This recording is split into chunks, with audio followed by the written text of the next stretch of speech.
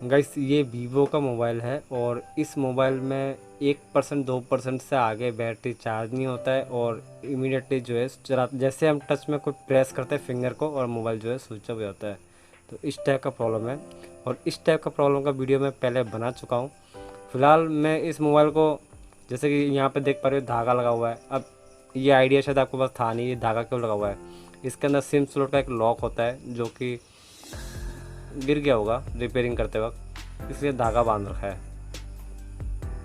तो इस मोबाइल में सिंपल वैसे तो इस मोबाइल में जो हम प्रॉब्लम रिपेयर करेंगे वो बैटरी कनेक्टर के बैटरी को खोलेंगे, उसको रैपर को खोलेंगे, उसके अंदर एक कंपोनेंट लगा हुआ रहता है, उसको हम रिपेयर जंपर मारेंगे। आप अगर इससे रिलेटेड वीडियो देखना चाहते हो तो आई बटन तो दबा के देख सकते हो, क्योंकि मैंने उसका वीडियो पहले बना रखा है। लेकिन मॉडल अलग है, ये मोबाइल अलग है, वो मोबाइल अलग है, प्रॉब्लम सेम है, वो भी वीवो का मोबाइल ही है। तो फिलहाल जो कुछ बिगेनियर ऐसे हैं जो 50% से ऊपर काम आता है और कुछ बिगेनियर ऐसे हैं जो बिल्कुल भी काम नहीं आता है रिपेयरिंग का। तो जिनको बिल्कुल भी काम नहीं आता है वो एंड तक देखिए, क्योंकि रिपेयरिंग का क्लासेस कंप्लीट इसमें करीब करीब तो बता ही दूंगा। बाकी जैसे कि कुछ सवाल मैंने बताया थंबनेल में देख के, आपने थंबनेल में देखा, सवाल ये है जैसे कि चार्जिंग जैक लगाते वक्त प्रॉब्लम क्रिएट होता है कस्टमर के सामने। ओबियसली जो नए बिगिनियर होते हैं ना, कस्टमर के सामने तो चार्जिंग जैक लगाएगा ना तो या तो हड़बड़ी होगा, मतलब मोबाइल घबराएगा, चार्जर एसएमडी मशीन उसके हाथ से हिलेगा, तो इस टाइप का प्रॉब्लम फेस होता है। ये क्यों होता है? क्योंकि एक्सपेंस कम है। ये चीज़ें ऐसा नहीं है कि आपने आज वीडियो देख लिया कल आपको आ जाएगा, ऐसा नहीं है। ये कम से कम 2-3 साल आप जब काम करते रहोगे ना तो एसएमडी मशीन पकड़ने का स्ट्रॉन्ग तरीका आपको मिलेगा, तब जाके आपका एक्सपीरियंस बढ़ेगा, फिर आप कस्टमर के सामने ही चार्जिंग जैक चेंज कर पाओगे। और ऐसे भी बिगिनियर है जो वीडियो देखते हैं लेकिन जंपर जैसे प्रैक्टिस जो है वो नहीं करते। 1-2 दिन हाल के किए होंगे, लेकिन जंपर की प्रैक्टिस बहुत बेस्ट प्रैक्टिस है, उसके बिना रिपेयरिंग अधूरा है। तो सजेस्ट करूँगा जंपर मारना बेस्ट प्रैक्टिस करें। और बाकी फ़ॉल्ट के हिसाब से मोबाइल तो देखो जैसे जैसे मोबाइल आता है उसके अकॉर्डिंग वीडियो बनाया जाता है।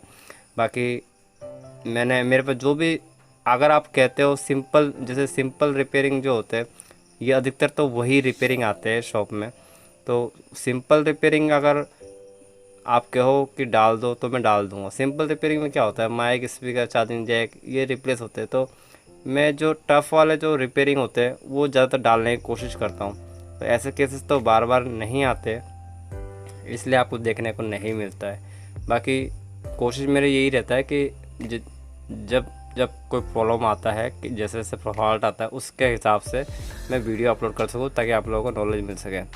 अभी इस मोबाइल में तो ये मोबाइल तो आप लोगों को मैं दिखा रहा हूँ कि मैं इसमें रिपेयरिंग कर रहा हूँ, खोल रहा हूँ, किस तरह से खोल रहा हूँ, क्या क्या सावधानी रख रहा हूँ, मैं खींच रहा हूँ। अब जैसे डिस्प्ले पे फोकस कर रहा हूँ, डिस्प्ले डैमेज ना हो जाए, तो मैं मेरे लेफ़्ट हैंड जो है वो फ्रेम पे मजबूती था ना कि डिस्प्ले पे। तो ये धीरे धीरे एक्सपेंस हो जाता है। अब ये बैटरी हल्का सा फुला हुआ है तो हो सकता है बैटरी ख़राब हो, बैटरी रिप्लेस करना पड़े।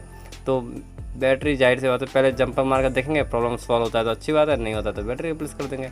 यही तो है रिपेयरिंग में। इसके अलावा और सजेस्ट करूँगा, बहुत से बिगिनियर ऐसे जिनको 20 पिन का चार्जिंग पिन में उनको समझ भी नहीं आता कि कौन सा पॉजिटिव है कौन सा नेगेटिव है। तो और 5 सैमसंग के सीरीज़ में सेट फाइंड नहीं कर पाते, जैसे कौन क्या फॉल्ट है डेड मोबाइल में। तो बहुत सारे, मैं तो ये कहूँगा कि जिस टाइप का आपको सीखना हो, जिस टाइप का आपको समझना हो, आप कमेंट करो ना, कमेंट के हिसाब से वीडियो बना दूँगा। अब जैसे जैसे बिगिनियर कमेंट करते हैं उस हिसाब से वीडियो अब तक तो बनाते आ रहा हूँ। तो मुझे मालूम कैसे पड़ेगा कौन आप लोगों की डिमांड क्या है, किस टाइप का वीडियो आप लोगों को चाहिए। तो अभी फ़िलहाल ये देख पर मैं खोल भी रहा हूँ तो सावधानी से खोल रहा हूँ, क्योंकि फ्लैक्स जो है ये डैमेज होने के चांसेस होता है। अभी एक थंबल में वो एक चीज़ और देखे होंगे कि नुकसान कहाँ कहाँ देखना सेव करना पड़ता है, तो नुकसान से कैसे बचोगे। तो मोबाइल रिपेयरिंग तो बहुत सेंसिटिव लाइन है, तो नुकसान से बचने के लिए मैं तो यही कहूँगा, मोबाइल को जब आप खोलो तो बहुत आपका जो फोकस है ओनली रिपेयरिंग पे रहे, ना कि अदर किसी पे रहे। क्योंकि नज़र हटी दुर्घटना घटी, बस ये समझ लो। क्योंकि फ्लैक्स जो होते हैं बहुत सॉफ्ट होते हैं, पावर स्विच का फ्लैक्स हो गया, चार्जिंग का फ्लैक्स हो गया, फिंगरप्रिंट का फ्लैक्स हो गया, बैटरी का फ्लैक्स हो गया, डिस्प्ले का फ्लैक्स हो गया, ये बहुत सॉफ्ट होते हैं, थोड़ा सा खिंचावते ही ये टूट जाते हैं। तो ये चीज़ें ये सावधानी में, और क्या है। और जब आप हीट मारो तो हीटिंग पोजीशन देख के मारो, क्योंकि आसपास कंपोनेंट होते हैं, उनके आसपास अगर मान लो हीट ज़्यादा मार देते हो तो कंपोनेंट हिल जाते हैं, पिन लगाना मुश्किल हो जाता है, सेट रिपेयर नहीं हो पाता है, और कस्टमर भी बिहेवियर ख़राब हो जाता है। तो बहुत सारी चीज़ें ऐसे हैं जो समझना पड़ता है खुद को। ये चीज़ें यूट्यूब में क्या बताएंगे, यूट्यूब में सिर्फ फॉल्ट से रिलेटिव फाइंडिंग बताएंगे, बैटरी टेस्टिंग कैसे करना है ये चीज़ें बताएंगे, प्रॉब्लम कैसे फाइंड करना है ये चीज़ें बताएंगे। फ़िलहाल तो इस मोबाइल को मैं होल्ड पे रख देता हूँ, क्योंकि ये मोबाइल को बैटरी को मुझे चार्ज करना है, मुझे खुद पहले कंफर्म करना है कि यही प्रॉब्लम है कि और कुछ बैटरी रिप्लेस करना है। तो यूजर से भी कंफर्मेशन कर लेता हूँ। इस मोबाइल को साइड में करते हैं और हम पहले रिपेयरिंग के तौर पे SIM testing, mic testing, speaker testing, उनके फॉल्ट, उनके ट्रेसिंग, इनके बारे में समझते हैं। गाइस, मोबाइल रिपेयरिंग कैसा भी हो, कीपैड फ़ोन हो चाहे एंड्रॉयड फ़ोन हो चाहे आईफोन हो, इस वीडियो में मोबाइल रिपेयरिंग कंप्लीट सीख जाओगे। जैसे कि आप देख पा रहे हो, अलग अलग टाइप के फ़ोन हैं, सैमसंग है, लावा है, माइक्रोमैक्स है, कीपैड का फ़ोन है। इन सब मोबाइलों की कोई ना कोई कमी है। किसी के टच टूटा हुआ है, किसी का डिस्प्ले टूटा हुआ है, किसी के चार्जर पिन ख़राब है, किसी में स्पीकर ख़राब है, किसी में माइक ख़राब है। तो ये जो फॉल्ट है ना, जितने भी, इन फॉल्टों की स्टडी करेंगे आप, वैसे ही सीख जाओगे, किसी इंस्टीट्यूट की ज़रूरत पड़ेगी ही नहीं आपको। तो ये जो जितने ही मोबाइल है, अगर सबके घर पे मोबाइल होता ही है, 1 2 4 फ़ोन होता ही है, अगर आप रिपेयरिंग सीरियसली ले लेते हो ना कि हाँ मुझे रिपेयरिंग सीखना है, तो प्रॉमिस करता हूँ आप 100% रिपेयरिंग सीख जाओगे। अब जैसे कि एक चाइनीज़ फ़ोन लेता हूँ, मुझे ये भी पता नहीं है कि ये मोबाइल खुलता कैसे है, लेकिन इतना तो पता ही है कि बैटरी हम लगाते कैसे, ढक्कन कैसे खोलते हैं, इतना तो हर कोई बंदा जानता है। जो पढ़ा लिखा नहीं है, जिसका पास नॉर्मल फ़ोन होता है ना खुद का, उसको भी पता रहता है कि मोबाइल कैसे खोलना है, ढक्कन कैसे क्या होता है। तो इस मोबाइल में मान के चलो इसमें कोई भी फॉल्ट हो, डिस्प्ले का फॉल्ट हो, माइक का फॉल्ट हो, या मोबाइल ऑन ही ना हो, तो सबसे पहले तो हमें ये चीज़ मालूम करना है कि मोबाइल खुलता कैसे है। मोबाइल में दिखता ही है, जब आप ढक्कन खोलोगे तो पेज वेज लगे हुए रहते ही है। तो आपके मन में जो भी सवाल है ना, उस सब का जवाब दे दूँगा मैं इस वीडियो के माध्यम से। बस वीडियो को आप बने रहे, एक एक चीज़ आप समझोगे तो अच्छी तरह रिपेयरिंग जो है कंप्लीट सीख जाओगे, इस बात की प्रॉमिस कर सकता हूँ। तो सबसे पहले ये जितने पेज दिख रहे हैं, ये पेजों को हमें खोलना पड़ता है। अब पेज जो कॉमन जो पेज होते हैं 2 टाइप के होते हैं, एक सैमसंग में लगने वाला पेज होता है और एक नोकिया में लगने वाला पेज होता है। तो मेन चीज़ है, मोबाइल को खोलते वक्त हमें देखना पड़ता है कि मोबाइल का एंगल कहाँ पे है, जैसे खुलने का पोजीशन कहाँ पे है। जैसे कि इसमें देख पा रहे हो, ये हो गया खुलने का पोजीशन, क्योंकि हमने पेज खोल दिया। इसमें लाइन दिख जाती है, मतलब एक वो लाइन को फोकस करो कि कहाँ से जॉइंट होगा, क्योंकि हमेशा 2 फ्रेम होते ही एक मोबाइल के अंदर। तो अब जैसे मोबाइल खुल गया, मेन चीज़ है रिलैक्स होकर खोलना, कोई घबराने की ज़रूरत है नहीं। मोबाइल में कोई ऐसा चीज़ नहीं है जो हम डर जाएंगे कि हमारा ऐसे ये टूट जाएगा वो टूट जाएगा, ऐसा कुछ नहीं है। रिलैक्स होकर खोलना। अब जैसे मैंने खोला तो इसमें क्या पाया, स्पीकर जॉइंट पा रहा हूँ। अब मुझे ये है क्या चीज़, मैं तो फट करके बता दिया स्पीकर है। अगर आपको मालूम नहीं है क्या चीज़ है, तो कॉमन चीज़ हमें ध्यान देना, जब हम कॉलिंग करते हैं तो हमें कान में ही लगाते हैं मोबाइल, तो जाहिर सी बात है वहाँ पे स्पीकर ही लगा हुआ होगा। तो उसके अकॉर्डिंग ये पता पड़ गया कि इस टाइप का स्पीकर होता है मोबाइल के अंदर। अगर मैं स्पीकर के तार को ज़बरदस्ती खींचता तो क्या होता है, स्पीकर का तार टूट जाता और स्पीकर ख़राब हो जाता। तो इसलिए मैंने सुई की मदद लिया, क्योंकि चिपके हुए रहते हैं, पर गोंद टाइप का ऐसा कुछ लगा हुआ रहता है। तो फिलहाल ये ऊपर फ्रंट जो फ्रेम है और एक कीपैड जो है ये अलग हो चुका है, तो इसको कर देते हैं साइड में। अब खुल तो गया। अब हमें XYZ कुछ भी पता नहीं है कि मोबाइल के अंदर क्या क्या चीज़ होता है, कैसे कैसे क्या क्या टेस्टिंग करते हैं। तो जाहिर सी बात है, इसमें खोलते वक्त हमें ये तो दिख गया कि स्पीकर लगा हुआ है छोटा सा, तो वो हो गया ईयर स्पीकर, मतलब कान में लगाने वाला स्पीकर। तो मोबाइल को किसी भी तरह से हमें खोलना पड़ता है इस तरीके से। खोलने के बाद में हमें इसके अंदर काफ़ी कुछ है, जो कॉमन चीज़ें वो हमें ध्यान में रखना पड़ता है। जैसे माइक कहाँ पे है, स्पीकर कहाँ पे है, सिम स्लॉट कहाँ पे लगा हुआ है, मेमोरी कार्ड कहाँ लगा हुआ है, चार्जिंग पिन कहाँ पे लगा हुआ है, आईसी कहाँ पे लगा हुआ है। तो वो चीज़ें हमें नोटिस, बेसिक चीज़ें आप समझ ही गए होंगे। तो चार्जर पिन वगैरह जितने भी है अलग अलग टाइप के होते हैं, स्पीकर भी अलग अलग टाइप का है हर मोबाइल में। कहने का मतलब है बड़े से बड़े मोबाइल में अलग टाइप का स्पीकर है, छोटे से छोटे मोबाइल में अलग टाइप का स्पीकर है। तो ये जो जितने भी कंपोनेंट है ना, इनको क्या है, एक बार हम 2 बार 10 बार ऐसा खोलेंगे, मतलब मोबाइल को अलग अलग टाइप के मोबाइल को खोलेंगे तो हमें ये याद हो जाता है कि स्पीकर माइक वगैरह किस टाइप का किस टाइप चीज़ के में आप होते हैं। देख रहे होंगे कि काफ़ी सारे कंपोनेंट लगे हुए हैं छोटे बड़े, तो इन कंपोनेंट के आइडेंटिफिकेशन करना सीखते हैं, इनके नाम वगैरह जानते हैं, क्योंकि ये जानना ज़रूरी है रिपेयरिंग में। इनके नाम नहीं जान होंगे तो रिपेयरिंग टेस्टिंग नहीं कर पाओगे। इस पीसी में लगा जो मेन कंपोनेंट है उसको निकालते हैं और उनके बारे में समझते हैं। चिमटी से मैं जिस कंपोनेंट को पकड़ रखा हूँ इसको कहते हैं कॉइल। अब ये कॉइल देख लो एक बार, डिज़ाइन कैसा है, किस शेप में है। ये ब्लैक कलर का आपको दिख रहा होगा कॉइल, तो इसको हम निकालते हैं। ये कंपोनेंट छोटे भी मिलेंगे आपको, बड़े भी मिलेंगे, लेकिन डिज़ाइन और कलर सेम होगा। इसका टेस्टिंग करने का भी मेथड मैं बताऊंगा, लेकिन फिलहाल तो हम आइडेंटिफिकेशन करते हैं कौन सा चीज़ का क्या नाम है। इस वीडियो में जो भी चीज़ आपको बताया जा रहा है इसको एक नोटपैड में लिख के रखिए ताकि आपको याद रहे, क्योंकि ये चीज़ें भूल जाओगे वीडियो को देख के कौन सा कंपोनेंट का क्या नाम है। यही कॉइल अब हम बड़ा कॉइल निकालते हैं ताकि आपको अच्छी तरह समझ में आ जाए। ये जो देख पा रहे हो ये भी एक कॉइल है, लेकिन साइज में बड़ा है। कॉइल की पहचान ऊपर ब्लैक पट्टी मिलेगा 98% और 2% ऐसा है जो ऑरेंज कलर में मिलेगा। तो ये जो कॉइल है, ये कॉइल वैसे कॉइल काम क्या करता है, इसकी टेस्टिंग कैसे करते हैं, ये चीज़ें आपको बताया जाएगा। अब जो कंपोनेंट हम निकाल रहे हैं इसको नॉन पोलराइज कैपेसिटर कहते हैं, और ये कैपेसिटर सी वर्ड से शो होता है। कहीं पे भी आपको अगर किसी पीसी प्लेट में आपको सी दिखे कंपोनेंट के ऊपर, कहीं पे भी लिखा हुआ मिले कंपोनेंट के आसपास, तो समझ जाओ कि वो कैपेसिटर है। अब ये कैपेसिटर साइज में कॉइल के जितना बड़ा है, लेकिन ये कैपेसिटर छोटा भी होता है और इससे बड़ा भी होता है। तो मैं एक छोटा आपको दिखा रहा हूँ, जैसे कि निकाल रहा हूँ पीसी प्लेट से। ये भी कैपेसिटर है लेकिन साइज में छोटा है। जो हम कंपोनेंट निकालने जा रहे हैं ये दिखने में आईसी टाइप का है, लेकिन ये और कॉइल मत समझिएगा इसको, क्योंकि ये भी ब्लैक कलर का ही है, लेकिन ये है टीवीएस डायोड। डायोड अलग अलग टाइप के होते हैं, तो फिलहाल तो ये टीवीएस डायोड है और ये एक डायोड है। अब ये दोनों अलग अलग दिखने में है लेकिन काम भी इनका अलग अलग है। अब ये जो डायोड है इसका एक पाँव देखिए बड़ा है, दूसरा पाँव है छोटा।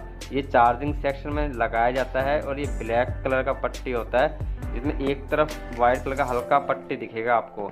ये क्यों लगाया जाता है मोबाइल चार्जिंग सेक्शन में, क्योंकि ये फिल्टर करने का काम करता है। अगर चार्जर आपका 6 वोल्ट का दे रहा है तो ये 6 वोल्ट ही आगे पास करेगा, ना कि ये 4 वोल्ट पास करेगा, ना कि 7 वोल्ट पास करेगा। मतलब एक फिक्स करने का काम करता है ये डायोड। अब जो देख रहे हो ये टीवीएस डायोड है, ये दिखने में आईसी टाइप का है, लेकिन इसके भी दो ही लेंथ मिलेंगे आपको। ये डायोड पावर स्विच के आसपास, किसी किसी चार्जिंग सेक्शन के आसपास मिलेगा आपको। काफ़ी सारे जगह पे लगाया जाता है। ये क्यों लगाया जाता है, ये प्रोटेक्शन का काम करता है। किसी लाइन में अगर 3 वोल्ट से ज़्यादा, मान के चलो 4 वोल्ट जाना होता है, और 4 वोल्ट की जगह अचानक वो आईसी अगर 5 वोल्ट देने लग जाए, या फिर वो चार्जर 5 वोल्ट देने लग जाए, तो ये क्या करता है, बाकी 1 वोल्ट को क्या है ग्राउंड में जाके भेज देता है। जो आगे जितना वोल्ट पास करना होता है उतना ही वोल्ट पास करेगा। कहने का मतलब यह है, ये प्रोटेक्शन का काम करता है। और अब जो देख रहे हो ये कैपेसिटर है, ये कैपेसिटर फर्स्ट जो कैपेसिटर है नॉन इलेक्ट्रोलाइटिक कैपेसिटर। फिलहाल तो इसके बारे में समझ लेते हैं। ये पावर आईसी और चार्जिंग आईसी के आसपास ज़्यादातर आपको मिलेगा।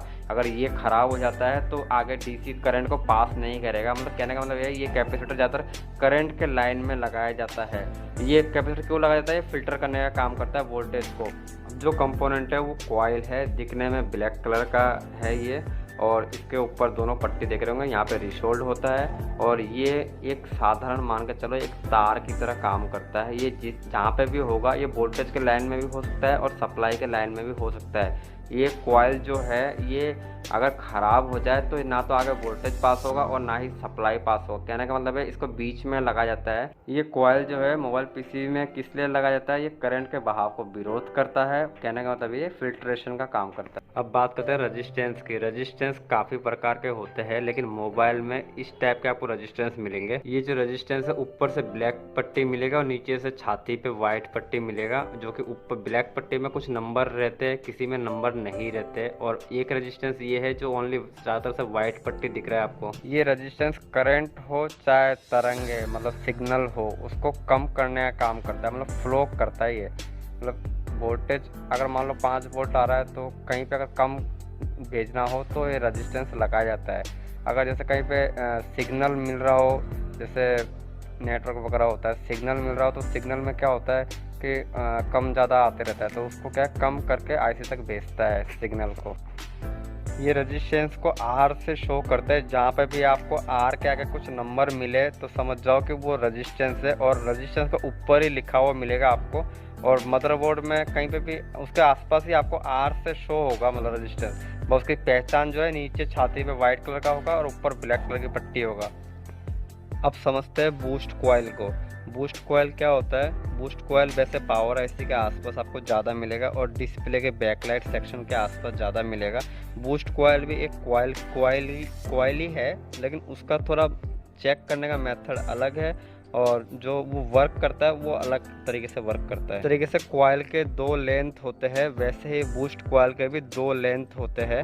अब ये 2 लेंथ जो है, एक ये लेंथ मतलब ये मान के चलो, एक लेंथ तो है इनपुट की तरफ रहेगा और एक लेंथ आउटपुट की तरफ रहेगा, इसको बीच में लगाया जाता है। बूस्ट कॉइल में इनपुट होगा मान के चलो 5 वोल्ट, तो ये आउटपुट करेगा इससे अधिक वोल्ट, जितना इसके कंट्रोल में है। जैसे कि 10 वोल्ट भी दे सकता है, 16 वोल्ट भी दे सकता है। तो बूस्ट के नाम से हमें पता पड़ता है ये करंट को ज़्यादा करके देता है आगे।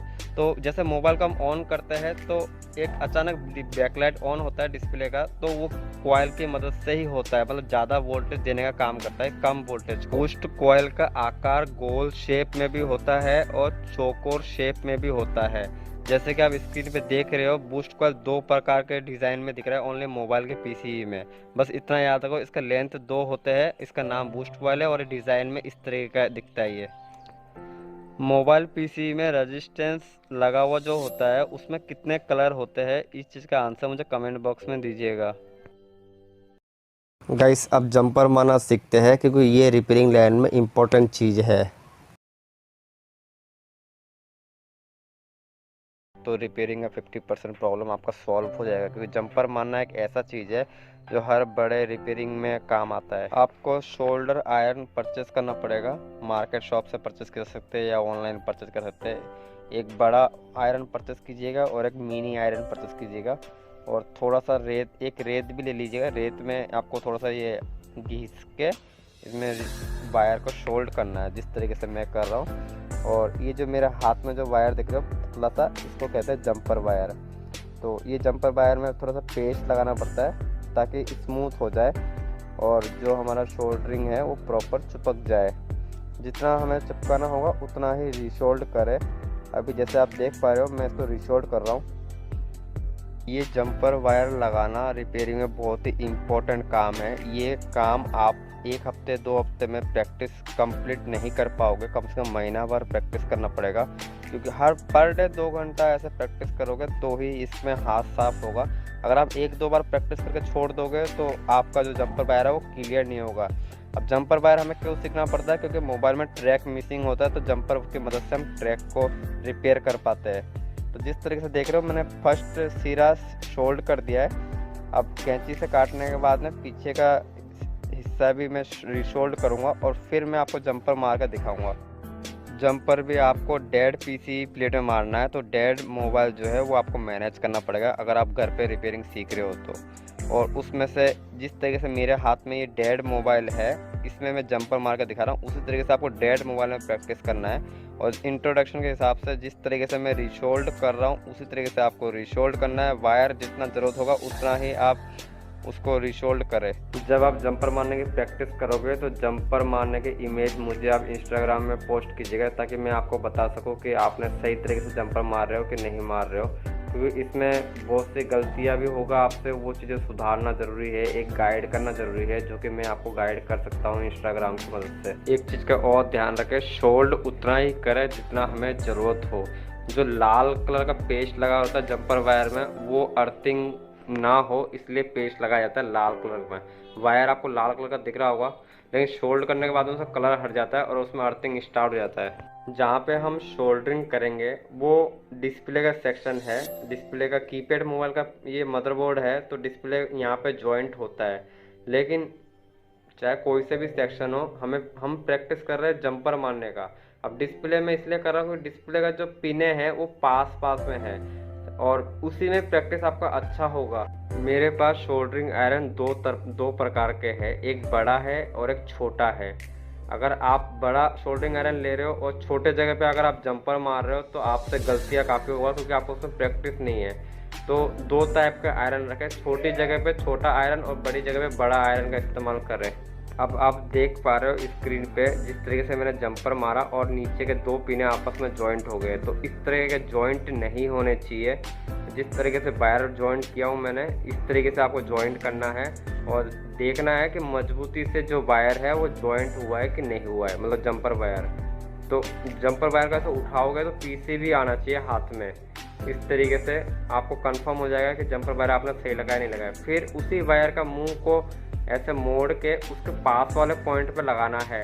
जैसे आप पास वाले पॉइंट पे लगाओगे तो आपसे गलती क्या होगा कि या तो ऊपर वाला छूट जाएगा या तो नीचे के 2 नंबर 3 नंबर जॉइंट हो जाएंगे, ये सारे मिक्स हो जाएंगे। तो आपको मिक्स नहीं करना, जिस तरीके से मैं लगा रहा हूँ उसी तरीके से लगाना है। इससे क्या आपका हाथ साफ होगा। अब ये वायर को जोड़ने के लिए हमने क्या चीज़ का इस्तेमाल किया, चिमटी का।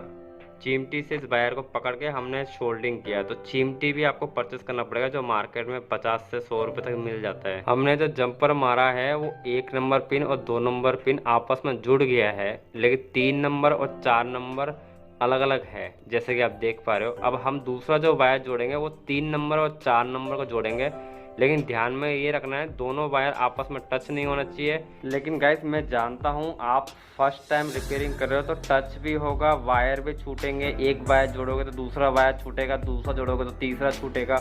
लेकिन आपको जितने बार भी वायर छूटे या मिक्स हो जाए या सारे जॉइंट एक हो जाए, लेकिन आपको हार नहीं मानना है। आपको एक एक वायर को 2 बार नहीं 10 बार प्रैक्टिस करोगे, जब जाके आपको धीरे धीरे प्रैक्टिस जो है आपका हाथ साफ होगा और आप फिनिशिंग से जंपर मार पाओगे। अब रिपेयरिंग आप सीख रहे हो तो थोड़ा सा तो इन्वेस्ट करना ही पड़ेगा, जैसे कि सोल्डरिंग आयरन लेना पड़ेगा, जंपर वायर मार्केट में 10 रुपये का मिलता है वो लेना पड़ेगा, ये शोल्डर वायर लेना पड़ेगा, एक वाइट पेस्ट लेना पड़ेगा और आयरन तो है, और चिमटी लेना पड़ेगा जो 50 रुपये का आता है। जैसे जैसे आप काम सीखते रहोगे वैसे वैसे इन्वेस्ट करते रहना। तो पहले काम सीख लो, जंपर वंपर मारना सीखो, उसके बाद ट्रैक वगैरह के बारे में समझो। गाइस अब आप देख पा रहे हो मैं दूसरा वायर तो शोल्ड कर दिया, लेकिन उसको मैं कहाँ जोड़ूंगा, 3 नंबर पे जोड़ूंगा, और उसका दूसरा जो सिरा है उसको मैं 4 नंबर पे जोड़ूंगा। लेकिन 2 नंबर और 1 नंबर में जॉइंट नहीं होना चाहिए। फिर बता रहा हूँ आपको साफ़ सुथरा काम करना है। इस तरीके से हमने जंपर मारा, एक जोड़ी, अब दूसरा जोड़ी 2 नंबर 3 नंबर होगा और तीसरा जोड़ी 4 नंबर और 5 नंबर होगा। ऐसा करके ये पूरी लाइन को हमें ख़त्म करना है। गाइस जब जंपर वायर को आप रीशोल्ड करते हो तो ऐसे वाइट नहीं होगा। अगर ऐसा प्रॉब्लम हो तो आपको क्या करना है, पेस्ट लगाना है, पेस्ट में डुबोना है जैसे कि मैंने डुबोया था। फिर उसके बाद में आपको, अगर आपका सोल्डरिंग आयरन जो है वो काला पड़ जाता है तो आपको थोड़ा रेत में घिसोगे, उसके बाद में आयरन सोल्डरिंग वायर लगाओगे तो क्या होगा कि आपका सोल्डरिंग में जो वायर चिपक जाएगा, तब जाके आपका जो जंपर वायर है वो वाइट हो जाएगा।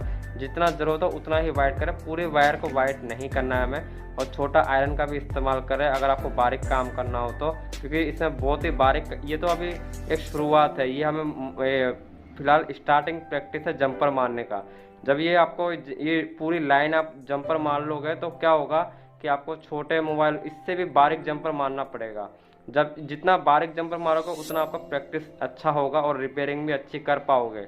अगर आपका मदरबोर्ड, जब आपके पास कोई भी मोबाइल डेड मोबाइल मैनेज तो करोगे ही करोगे, उस डेड मोबाइल में डिस्प्ले जहाँ पे जॉइंट होता है कीपैड मोबाइल में, वो डिस्प्ले का पत्ता अगर आप हटाओगे तब जाके आपको ये ऐसा पोजीशन मिलेगा और वहाँ पे आप जंपर मारना स्टार्ट करोगे। अब आपके हाथों में प्रैक्टिस करना है, रिपेयरिंग सीखना है तो प्रैक्टिस करना पड़ेगा। और अगर रिपेयरिंग अगर आप ऐसे ही देख के अगर टाइम पास करो तो बात अलग है।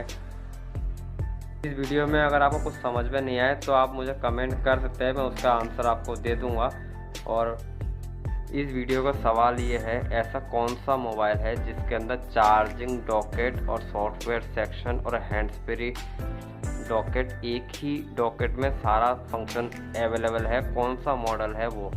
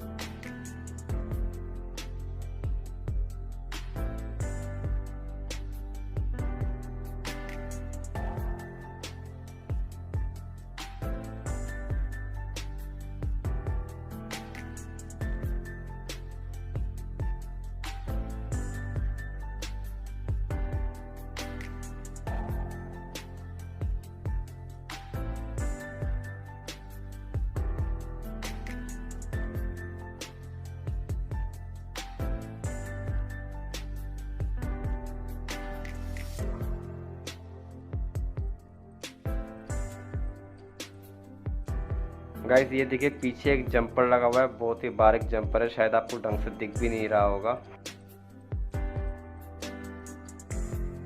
अब हम चार्जर पिन के बारे में समझते हैं। जो सबसे ज़्यादा यूज़ आने वाला चार्जर पिन होता है 5 पिन का, उसके बारे में समझते हैं। और एंड्रॉयड मोबाइल में समझते हैं तो कीपैड का भी सेम ही होगा।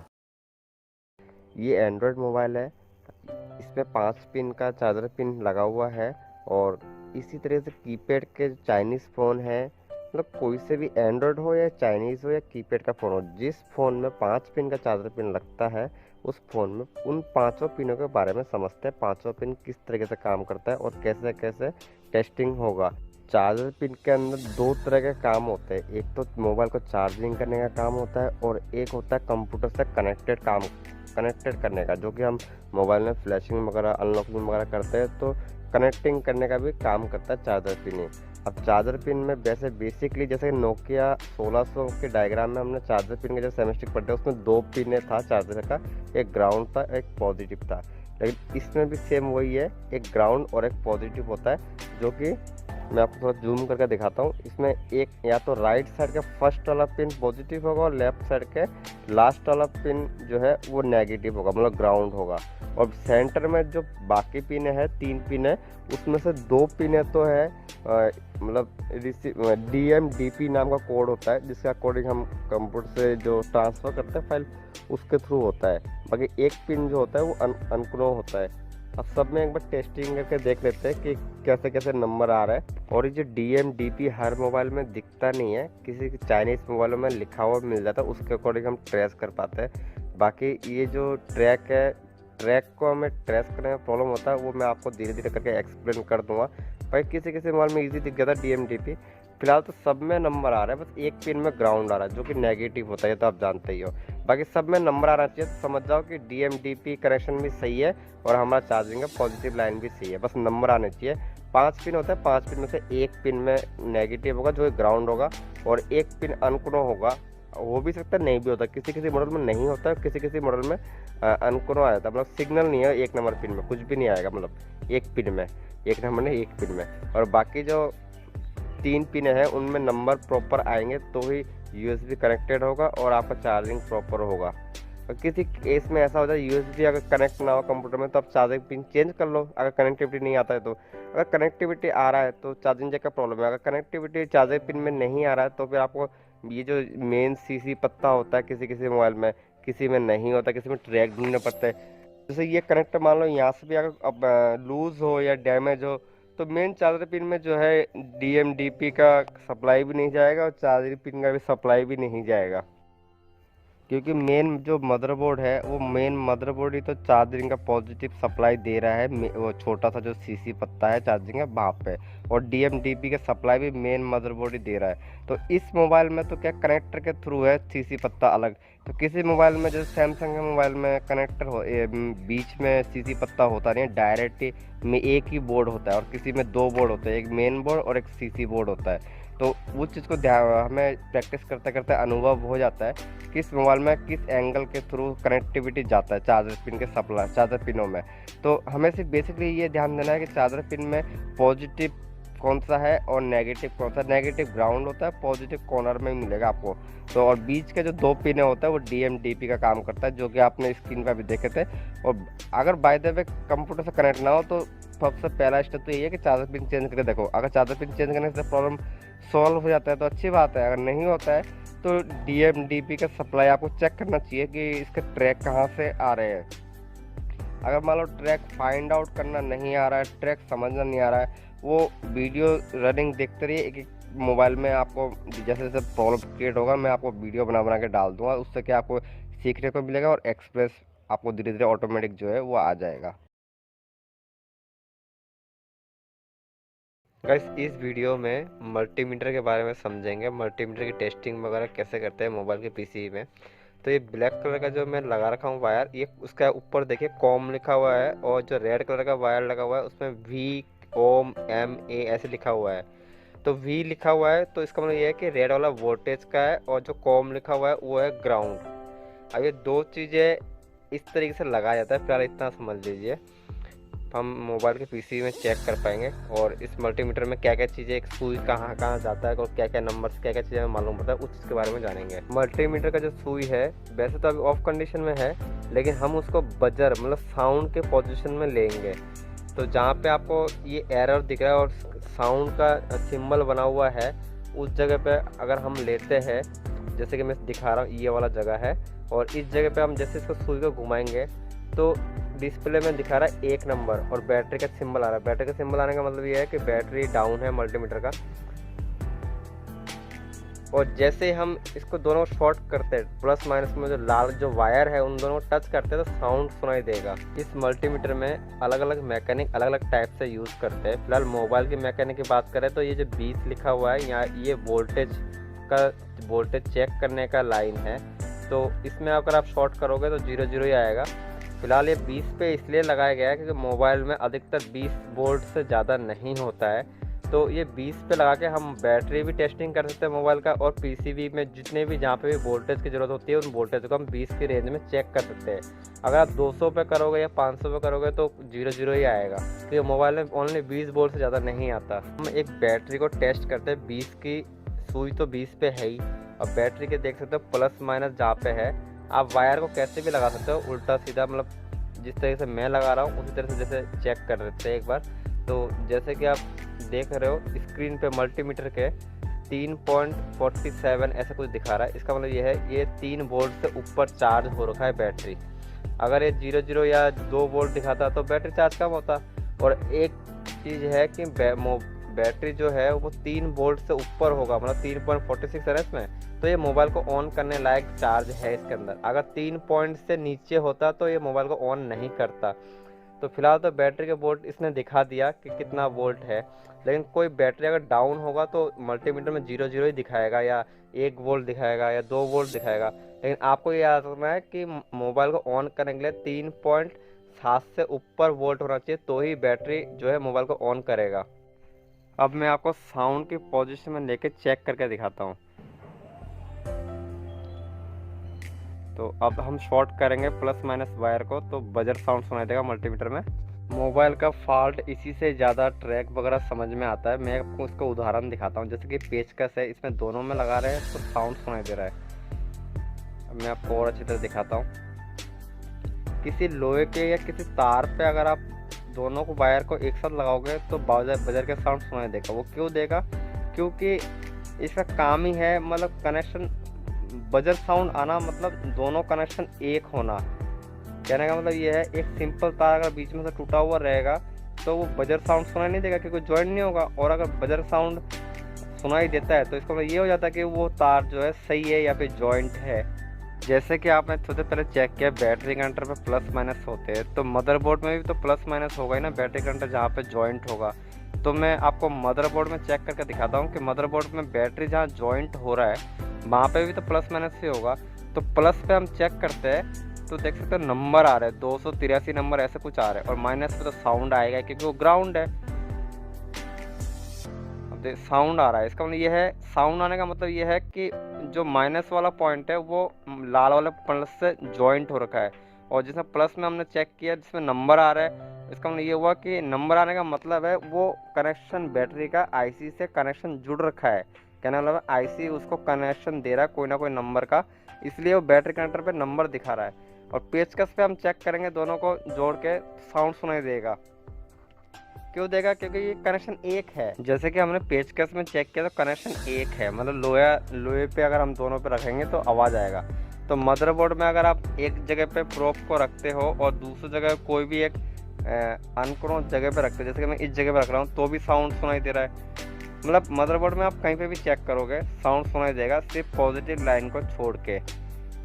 मैं आपको और अच्छी तरह उदाहरण देता हूँ। जैसे कि एक सुई को मैं रेड वाले को देख सकते हो, अब मैंने कहाँ रखा, दूसरे को कहाँ पे टच कर रहा हूँ तो साउंड सुनाई दे रहा है। हालांकि आपको सुनाई नहीं दे रहा होगा कि मैंने साउंड बंद कर रखा है मल्टीमीटर का। ये देखो यहाँ पे भी साउंड सुनाई देगा, क्योंकि ये इसलिए देगा क्योंकि ये सब ग्राउंड है। ग्राउंड मतलब अर्थिंग होता है ना, वो अर्थिंग है। जहाँ पे भी चेक करोगे साउंड सुनाई देगा, क्योंकि ये सब एक है, मतलब तार के थ्रू, या ये समझ लो एक साधारण एक तार है ये सब, लेकिन ये प्लेट है, लोहे का ही प्लेट है कम्प्लीटली। तो जहाँ जहाँ साउंड सुनाई दे रहा है वो जगह ग्राउंड है।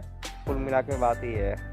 मैं चार्जर लगाता हूँ इस मोबाइल में और चार्जर लगा के हम मल्टीमीटर से इसमें वोल्टेज चेक करते हैं कि वोल्टेज कितना आ रहा है। तो बैटरी का कनेक्टर खोल दिया, उसके बाद में एक कनेक्टर ये भी खोल देता हूँ, बैटरी को एक बार साइड कर देता हूँ। अब जैसे कि ये वाला फ्लैक्स देख रहे हो, ये इंटरनल होकर ऊपर मदरबोर्ड में जॉइंट हो रहा है, तो इसका मतलब ये है कि डिस्प्ले का फ्लैक्स है और ये यहाँ पे जाके जॉइंट हो रहा है, तो इसका मतलब ये है कि चार्जिंग का फ्लैक्स है।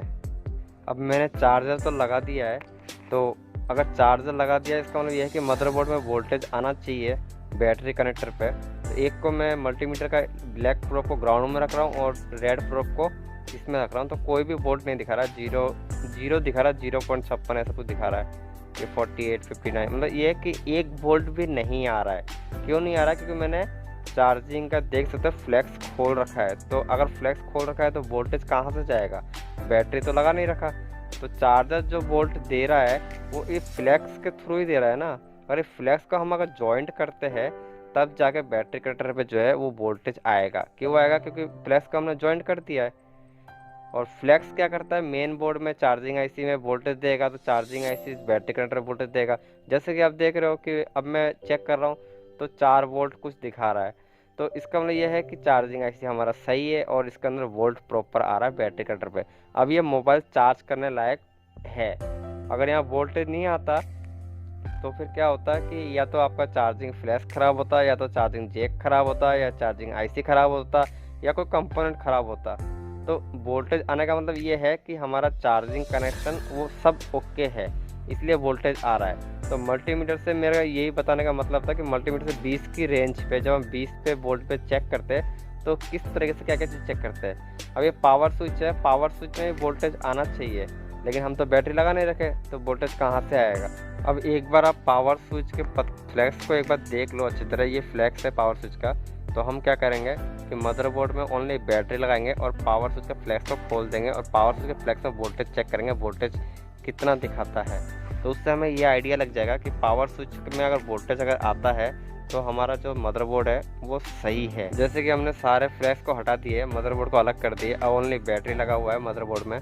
और जो हमने चेक किए थे कि पावर स्विच का फ्लैक्स कहाँ पे जॉइंट था, उस जगह पे हम चेक करते हैं वोल्टेज दिखाता कि नहीं दिखाता। जैसे कि देख पा रहे हो 1.79 के कुछ वोल्टेज दिखा रहा है जब हम 20 पे चेक कर रहे हैं। तो वोल्टेज आने का मतलब ये है कि हमारा ये मदरबोर्ड सही है। ये 2 मदरबोर्ड जो देख रहे हो, इसमें से एक मदरबोर्ड सही है और एक मदरबोर्ड ख़राब है। तो मैं विदाउट शॉर्टिंग से क्या क्या चेक करना पड़ता है वो चीज़ें समझते हैं। शॉर्टिंग का मेथड तो मैंने बता ही दिया, शॉर्ट क्लियर की मदद से रिपेयर होता है। और जब विदाउट शॉर्टिंग, मतलब शॉर्टिंग भी नहीं है और उस कंडीशन में सेट ऑन नहीं है, फिर भी हम उसको कैसे चेक करेंगे मल्टीमीटर से, उस मैं इस वीडियो के माध्यम से मैं बता रहा हूँ। जैसे कि मल्टीमीटर को मैं सबसे पहले 20 की वोल्ट पर रखता हूँ और मैंने चार्जर इंसर्ट किया। ये तो आप जानते हैं विदाउट शॉर्टिंग का मतलब क्या, बैटरी कंट्रोल पे शॉर्ट नहीं है और सेट ऑन भी नहीं है। जैसे कि मैं बड़ी 20 की वोल्ट चेक कर रहा हूँ, मतलब चार्जर लगाया और मल्टीमीटर में चेक कर रहा हूँ 20 की रेंज पे, तो वोल्टेज नहीं दिखा रहा है बैटरी कंट्रोल पे, 0 दिखा रहा है। जो कि आपको इतना आइडिया है कि वोल्टेज आना चाहिए बैटरी कंट्रोल पे क्योंकि हमने चार्जर इंसर्ट किया है। अब ये हो सकता है कि चार्जर पिन ख़राब हो, तो चार्जर पिन पे देख रहे हैं हम 4.88 ऐसे कुछ वोल्टेज दिखा रहा है। वो क्यों दिखा रहा है? क्योंकि हमने चार्जर लगाया है और चार्जर पिन सही है। इसका आंसर ये है क्योंकि वोल्टेज पास हो रहा है इस कैपेसिटर में। देखो वोल्टेज पास हो रहा है, इसका मतलब ये कंफर्म हो गया कि चार्जर पिन सही है। अधिकतर केस ऐसे होता है कि चार्जर पिन ख़राब होता है और आगे वोल्टेज पास नहीं होता, बैटरी चार्ज नहीं होता, सेट ऑन नहीं होता है, ऐसा भी केसेस होता है। तो अब हम मेथड तो यहाँ पे क्लियर हो गया कि चार्जर पिन सही है लेकिन सेट ऑन नहीं है। अब दूसरा स्टेप चेक करेंगे, एक बार चार्जर को हिला डुला के चेक करते हैं कि अब तो लूज़ हो, नहीं फिर भी चार्जर वोल्ट नहीं जा रहा है बैटरी कंट्रोल पे। तो सबसे पहले मेथड यही है, कंफर्म करना पड़ेगा हमें कि चार्जर जो लगाते हैं वो वोल्टेज प्रॉपर जाता है कि नहीं जाता है बैटरी कंट्रोल पे। ये चीज़ें इंपॉर्टेंट है, सबसे पहला कंफर्म कर लेना। अगर वोल्टेज जाता है तो आगे नेक्स्ट स्टेप हम चेक करते हैं। अब नेक्स्ट स्टेप क्या है वो चीज़ें मैं आपको बताता हूँ। अगर मोबाइल के प्लेट में चार्जर लगा दिया, बैटरी लगा दिया और कहीं कोई कंपोनेंट, कोई आईसी हीटिंग हो रहा है तो फॉल्ट जल्दी समझ में आ जाता है। अगर कहीं कंपोनेंट हीटिंग नहीं हो रहा है, आईसी भी हीटिंग नहीं हो रहा है, तो आपको दूसरा स्टेप चेक करना चाहिए चार्जिंग आईसी पे। और अगर आपको मान लो ऐसा मोबाइल आता है जिसका आपको कंफर्म नहीं हो पा रहा हो कि चार्जिंग आईसी कौन सा है, तो आपको सेमेस्टिक या नेट की ट्यूटोरियल देखना पड़ेगा। चार्जिंग आईसी आपको जब कंफर्म हो जाए तो उसके आसपास के जो कंपोनेंट लगे हुए कैपेसिटर वगैरह उसमें चेक करना चाहिए कि कंपोनेंट पे वोल्टेज प्रॉपर आ रहा है कि नहीं आ रहा है। अब जैसे कि इन कंपोनेंट में ये सेक्शन हो गया पावर आईसी का और ये सेक्शन हो गया चार्जिंग आईसी का। और चार्जिंग आईसी देख रहे हो किस थोड़ा सा जला पड़ा सा ऐसा दिख रहा है, तो ये तो कंफर्म है कि इस मोबाइल में चार्जिंग आईसी ख़राब है और ये चार्जिंग आईसी बूटिंग का भी काम करता है, जिससे कारण ये सेट ऑन नहीं हो रहा है। तो कुछ कीपैड के सेटों में चार्जिंग आईसी होता है जो आप निकाल के फेंक दो फिर भी सेट ऑन रहता है। तो हर मोबाइल का अलग अलग चार्जिंग आईसी होता है, कुछ में 4 पिनों का आईसी होता है, किसी में मान लो 10 पिनों का है, किसी में 50 पिनों का है। तो चार्जिंग आईसी पे डिपेंड करता है कि सेट को ऑन करना है कि नहीं करना है। तो ज़रूरी नहीं है हर मोबाइल में चार्जिंग आईसी ख़राब हो तो सेट ऑफ ही डेड ही रहता है, तो ये सब मत समझना। अब चार्जिंग आईसी को मैंने ये चीज़ें आप अगर मान लो रट लेते हो तो आपको प्रॉब्लम नहीं होगा। अब मैं चेक कर रहा हूँ, ये देखो दोबारा चार्जिंग आईसी के आसपास का कंपोनेंट एक निकला हुआ भी है, इनमें भी चेक कर रहा हूँ, इनमें भी वोल्टेज वगैरह नहीं आ रहा है। इस मोबाइल में चार्जिंग आईसी प्रॉब्लम है, लेकिन कुछ मोबाइल में ऐसा होता है कि चार्जिंग आईसी प्रॉब्लम नहीं है, पावर आईसी भी प्रॉब्लम नहीं है, मतलब हीटिंग भी नहीं हो रहा है, सब कंटिन्यूटी भी प्रॉपर आ रहा है। ऐसे कंडीशन में क्या है, आपको एक बेसिक आइडिया से चेक करना पड़ता है कि पावर आईसी के आसपास के इनपुट आउटपुट आपको कंफर्म कर लेते हो कि कंप्लीट सही है, या चार्जिंग आईसी के इनपुट आउटपुट चेक करना है, कंफर्म करना है। उसके बाद में सीपीयू आता है, रैम आता है, स्टेप बाय स्टेप चलना पड़ता है। अब जैसे कि ये सैमसंग का फ़ोन है, इसमें मैं चार्जर लगा रहा हूँ। चार्जर लगाने के बाद में मैं सबसे पहले क्या करूँगा, चार्जर पिन जो है वो कंफर्म करूँगा लूज़ है या सही है या ख़राब है।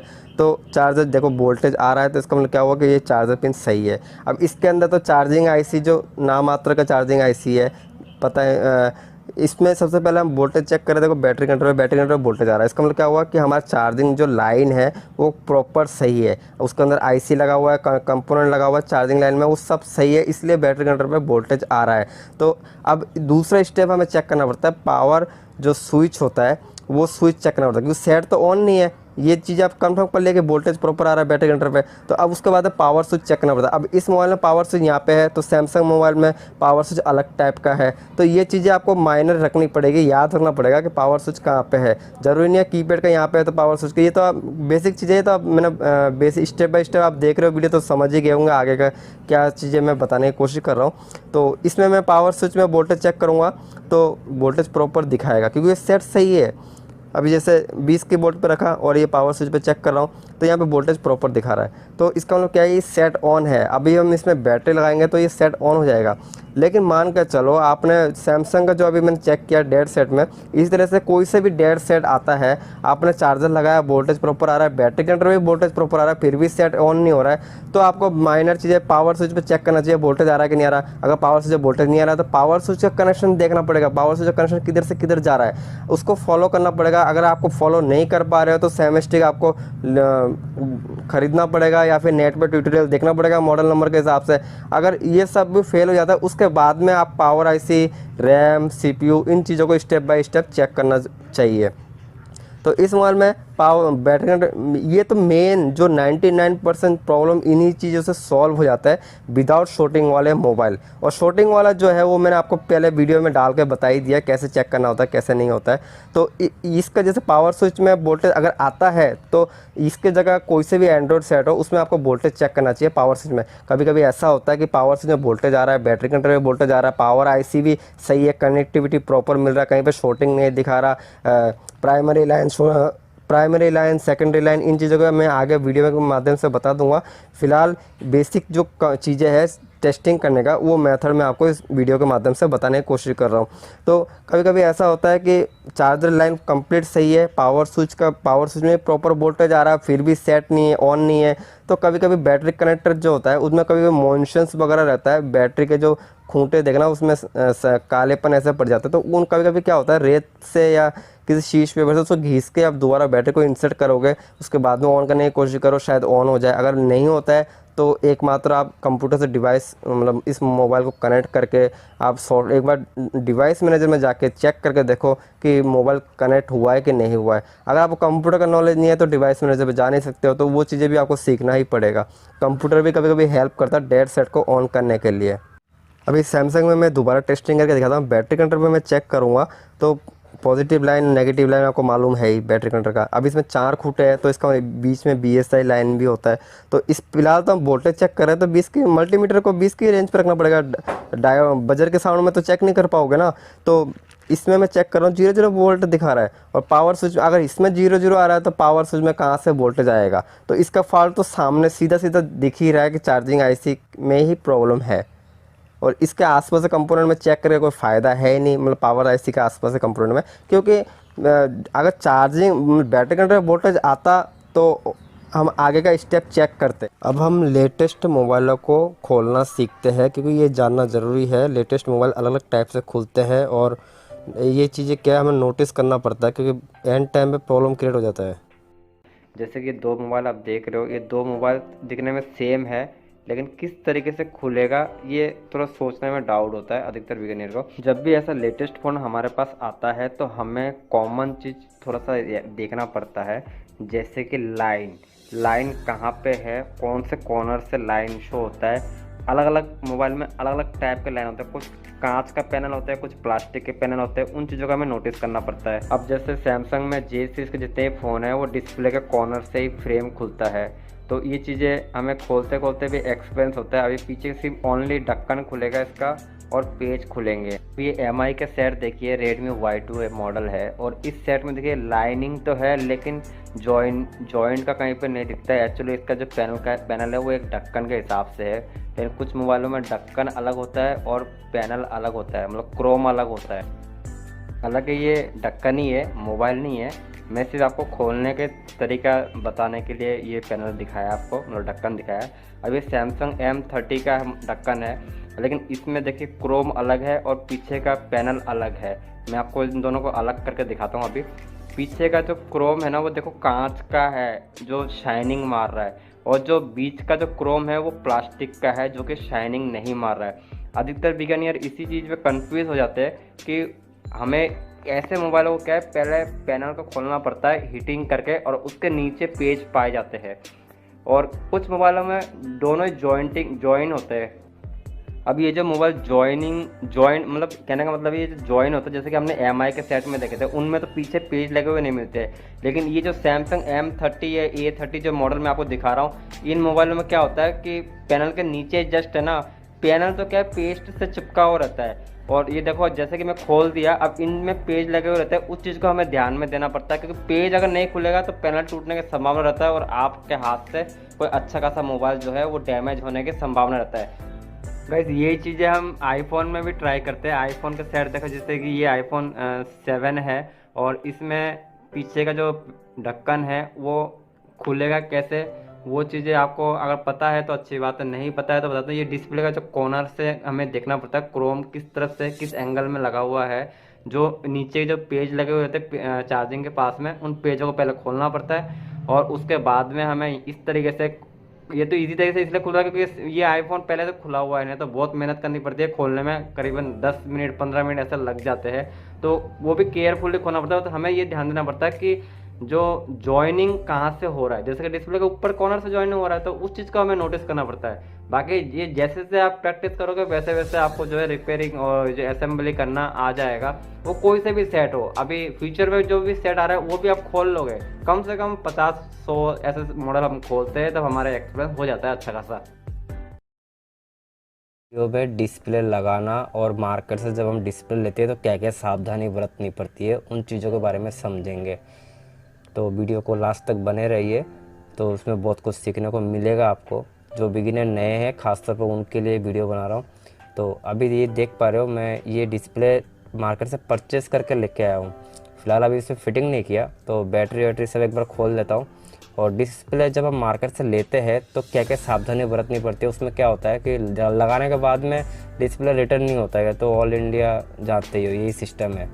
तो फिटिंग करने से पहले कुछ चीज़ें ध्यान देना पड़ता है, वो चीज़ें भी बताऊंगा। फ़िलहाल तो इस मदरबोर्ड को मैं दोबारा खोल लेता हूँ। अब ये मोबाइल तो खुला हुआ है, वैसे सपोज करो आपके पास कोई ऐसा मोबाइल आ जाए जो अभी तक खोला ही नहीं हो, मैंने आप उसे खोलना स्टार्ट किया, तो उसमें आपको ये चीज़ ध्यान देना पड़ता है जो इंपॉर्टेंट जो फ्लैक्स होता है ना, जैसे कि मैं ये देख रहा हूँ चार्जिंग का फ्लैक्स खोल रहा हूँ, ये तो क्या है थोड़ा हार्ड है, जल्दी से टूटता नहीं है। फिलहाल इसमें एक फ्लैक्स और आपने गौर नोटिस किए होंगे, वॉल्यूम का पावर स्विच का जो फ्लैक्स है वो इतना स्मूथ है, वो थोड़ा सा भी खिंचाव में टूट जाएगा, वो खिंचाव में टूट गया तो आपको 300-400 रुपये का नुकसान हो जाएगा। तो वो ऐसे छोटे छोटे चीज़ें हमें ध्यान देना पड़ता है, क्योंकि सेंसर का पत्ता टूट जाए, फिंगरप्रिंट का पत्ता टूट जाए, तो ये चीज़ें पे खासतौर पर ध्यान देना है आपको। अभी जैसे ये डिस्प्ले सेफली मैंने निकाल लिया, वैसे फिटिंग नहीं किया, पेस्ट कुछ भी नहीं लगाया। अब मार्केट से जब हम डिस्प्ले लेते हो ना, तो आपको ये ध्यान देना पड़ता है कि ये जो कंपोनेंट लगे हुए, कंपोनेंट के ऊपर रैपर लगा हुआ होना चाहिए, और जो साइड में जो आप डिस्प्ले का लाइट देख रहे हो इसके ऊपर भी रैपर लगा हुआ होना चाहिए। और रैपर ब्लू कलर में अगर रैपर लगा हुआ मिलेगा आपको तो ज़्यादा क्वालिटी अच्छा है, मतलब डिस्प्ले का। और इस तरह से गोल्डन कलर का ऐसे एल्यूमिनियम का रैपर लगा हुआ रहेगा तो समझ जाओ कि डिस्प्ले की क्वालिटी अच्छा है। क्वालिटी में डिफरेंस होता है, कुछ हल्के होते हैं, कुछ 2-3 तरह का क्वालिटी होता है, तो इस टाइप का क्वालिटी ज़्यादा बेस्ट माना जाता है।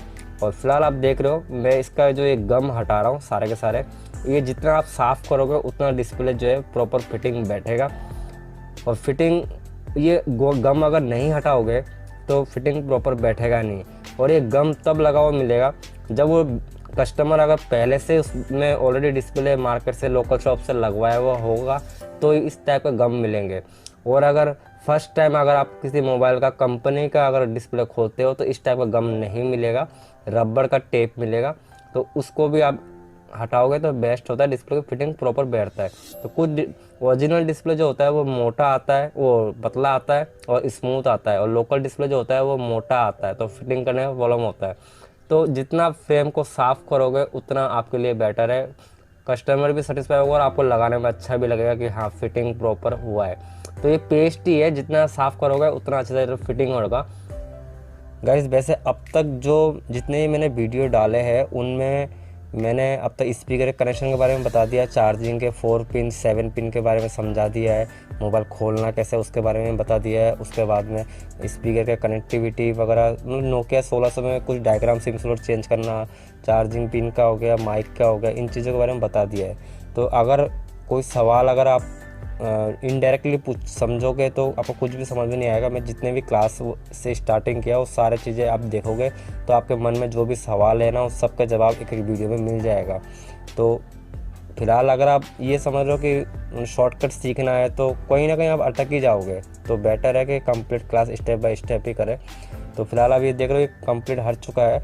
और इस वीडियो का सवाल ये है, अगर मान के चलो किसी रिंगर में एक किसी मोबाइल में साउंड नहीं आ रहा है और उसमें आप कनेक्टिविटी चेक कर रहे हो तो दोनों में कनेक्टिविटी प्रॉपर दिखा रहा है, फिर भी आपने स्पीकर भी चेंज कर दिया फिर भी साउंड नहीं आ रहा है, तो कनेक्टिविटी दोनों में ही आ रहा है, फिर क्या प्रॉब्लम हो सकता है किसी मोबाइल में? तो इसका आंसर आप कमेंट बॉक्स में दे सकते हो। और फिलहाल इसको मैं वीडियो को फास्ट कर देता हूँ क्योंकि साफ़ करने में आधा 1 घंटा लग जाता है। तो फाइनली गाइस कंप्लीट साफ़ हो चुका है। अब देख रहे हो ये जो ब्लैक कलर का वाइट कलर का जो ये दिख रहा है आपको, ये बैक प्रेस होता है, इससे अपना बैक बटन काम करता है और लाइटिंग का काम करता है। तो हम जब इस पर पेस्ट डालते हैं तो ये लाइट के ऊपर पेस्ट डालेंगे तो लाइट दिखेगा नहीं टच के ऊपर।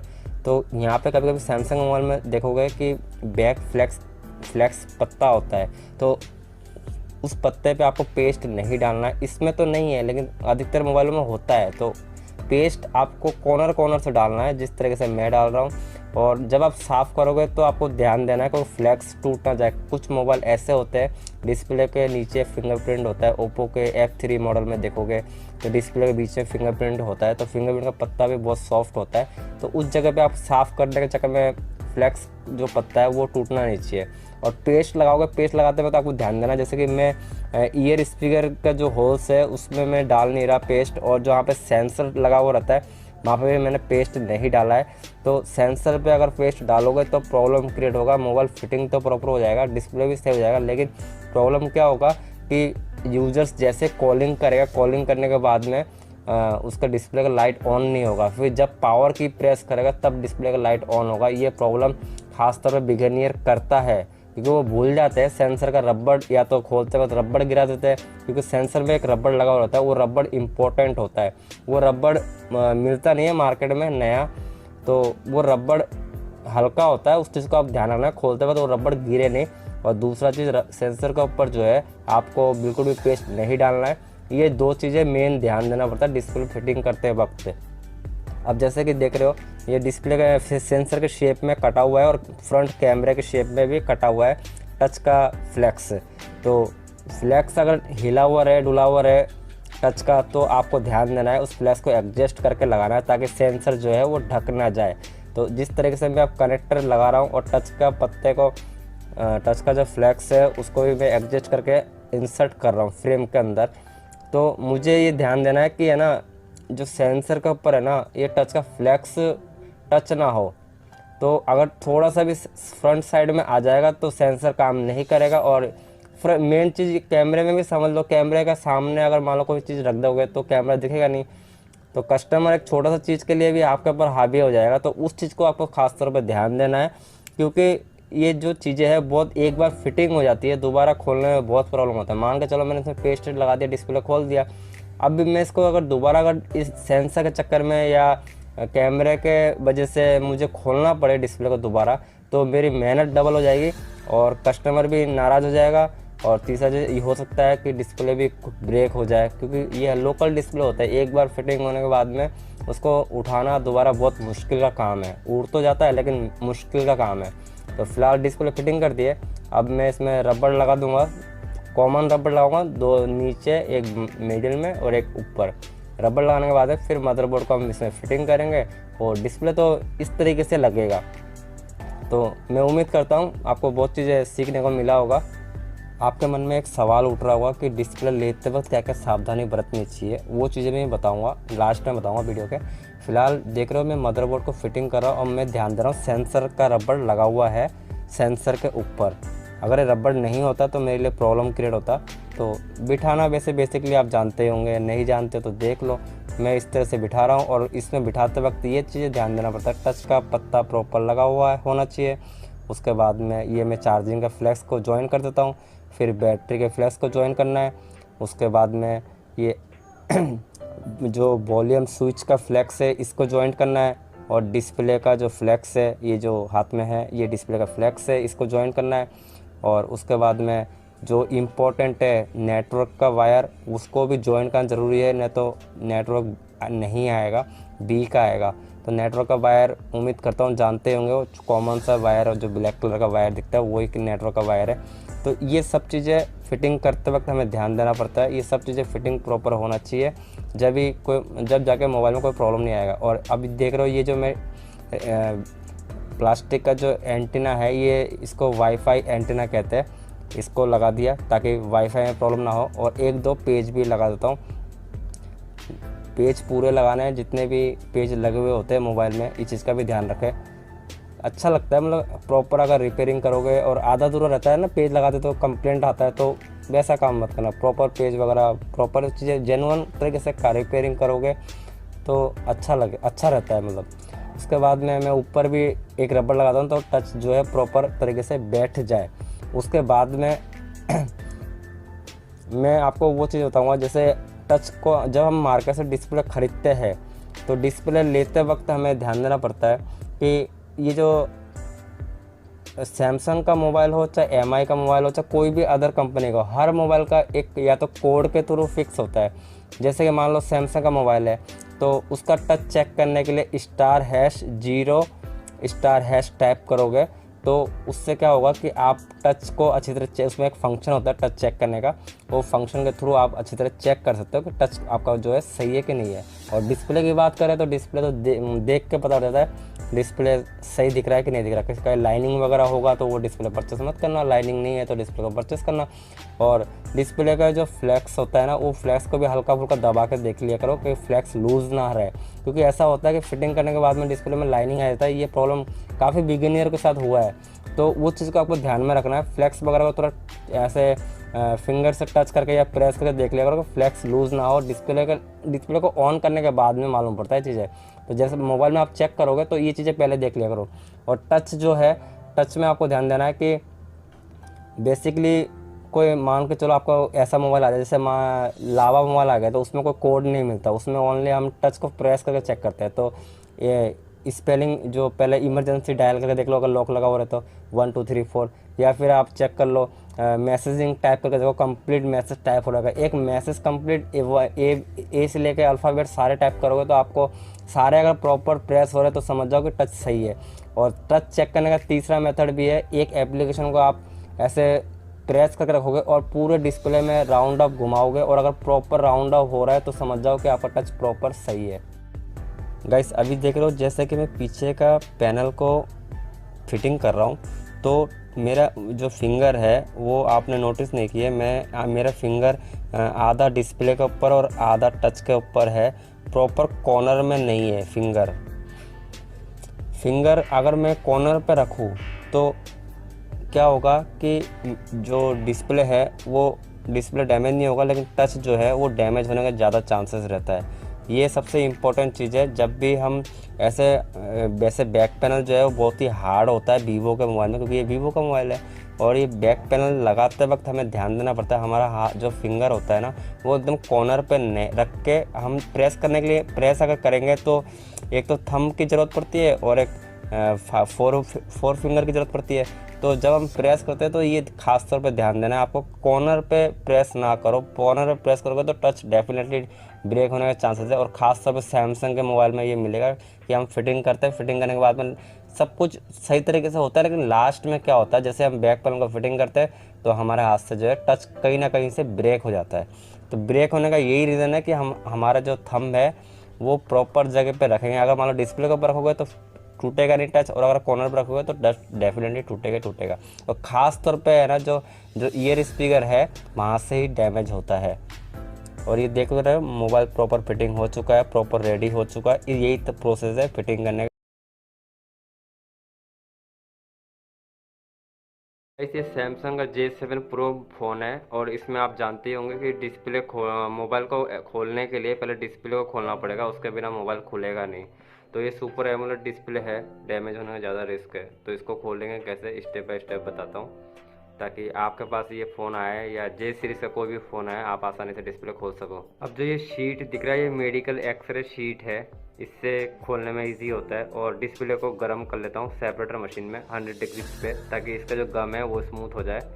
और खोलने के लिए सबसे पहले जो नीचे जो बैक जहाँ से हम बैक प्रेस करते हैं उस जगह से फंसाना है। अभी मोबाइल बहुत ही गर्म है इसलिए मैं कपड़े का इस्तेमाल कर रहा हूँ ताकि पकड़ सकूँ। गाइस ये वीडियो काम का है आपके लिए, अगर आप क्या है ये केस ज़्यादातर आपके पास आएगा सुपर एमोलेड डिस्प्ले। हालांकि अधिकतर बिगिनियर के पास डैमेज ही हो जाता है क्योंकि उनको प्रॉपर नॉलेज नहीं होता है। अब जैसे मैं ये एक्सरे फंसा रहा हूँ ना, तो इसमें आप एक चीज़ नोटिस करना, मैं जहाँ पे ब्लैक पट्टी दिख रहा है मतलब जहाँ तक डिस्प्ले है उससे आगे ले नहीं रहा एक्सरे को, ओनली टच के नीचे से ले रहा हूँ। अगर मैं ब्लैक पट्टी के अंदर फंसा दूंगा एक्सरे को तो क्या डिस्प्ले डैमेज होगा डेफिनेटली। और ये फिंगरप्रिंट का पत्ता है मतलब होम की का पत्ता, तो उसके नीचे से लेना है। और जब भी सुपर एमोलेड डिस्प्ले खोले तो बहुत ही ज़्यादा टाइम लगता है, और आप जल्दीबाजी में कुछ एक्सरे को गलत दिशा पे ना फंसाए, ना तो डिस्प्ले डैमेज होगा डेफिनेटली। मुझे ये डिस्प्ले खोलने में करीबन आधा घंटा लग चुका है, तो आप समझ ही सकते हो वीडियो बनाने में कितना टाइम लगा होगा। तो जिस तरीके से आप देख रहे हो स्क्रीन पे, इसी तरह से हल्का हल्का साइड से इसका जो गम है ना उसको कम करना है हमें, ताकि चिपकने का काम कम करे। और इसमें हम जो स्पीड होता है क्लीनिंग करने का मोबाइल पीसीबी उसका भी इस्तेमाल करेंगे।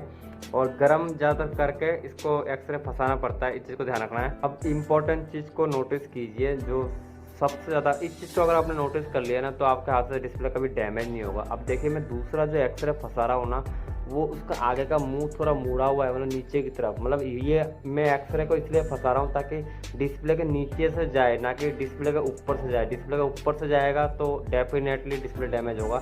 डिस्प्ले के नीचे से ले रहा हूँ ताकि एक्सरे का जो मुंह है ना वो नीचे की तरफ से ले रहा हूँ, ताकि एक तरफ से तो मैंने एक्सरा फंसा ही रखा है ताकि डिस्प्ले थोड़ा ऊँचा हो जाए, और दूसरा एक्सरा मैं नीचे की तरफ से फंसा रहा हूँ।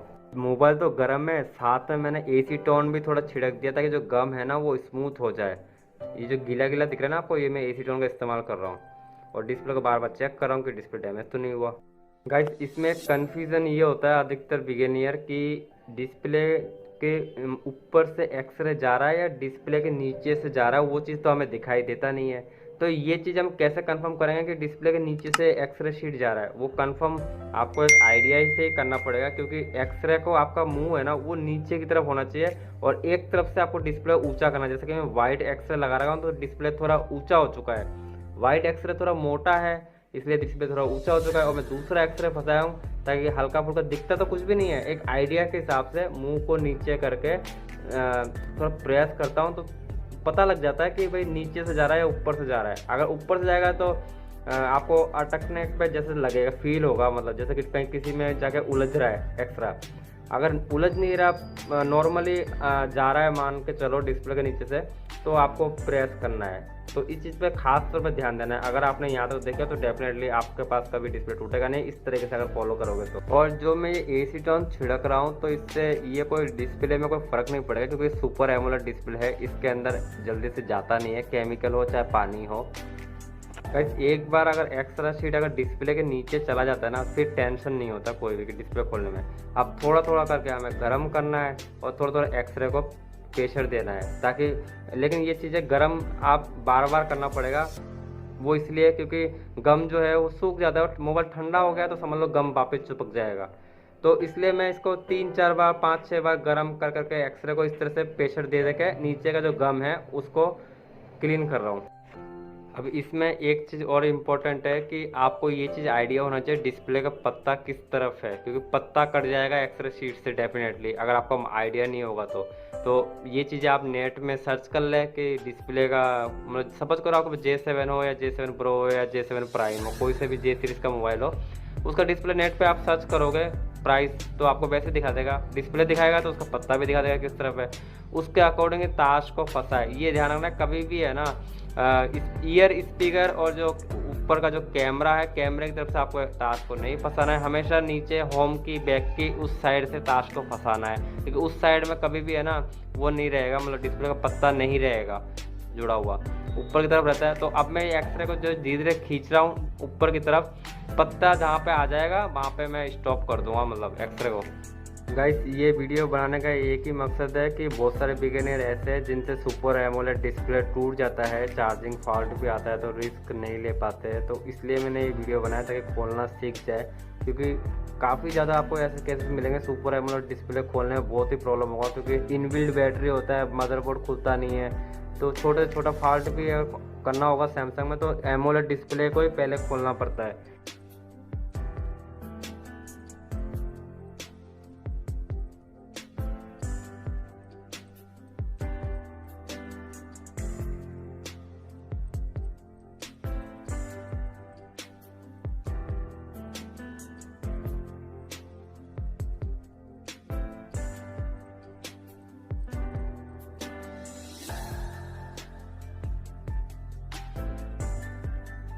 गाइस फाइनली ये जो डिस्प्ले है ये कंप्लीट खुल चुका है बिना रिस्क के, अभी डिस्प्ले प्रॉपर सही है और हम इसका फ्रेम को भी अलग कर देते हैं। अब सिर्फ पेज खोलना है और बाकी मोबाइल में कोई भी फॉल्ट हो उसी को देखना है। गाइस वैसे अब तक आपने जो भी सीखे कंपोनेंट टेस्टिंग, मल्टीमीटर टेस्टिंग और कंपोनेंट आइडेंटिफिकेशन के बारे में कंप्लीट सीख चुके हो।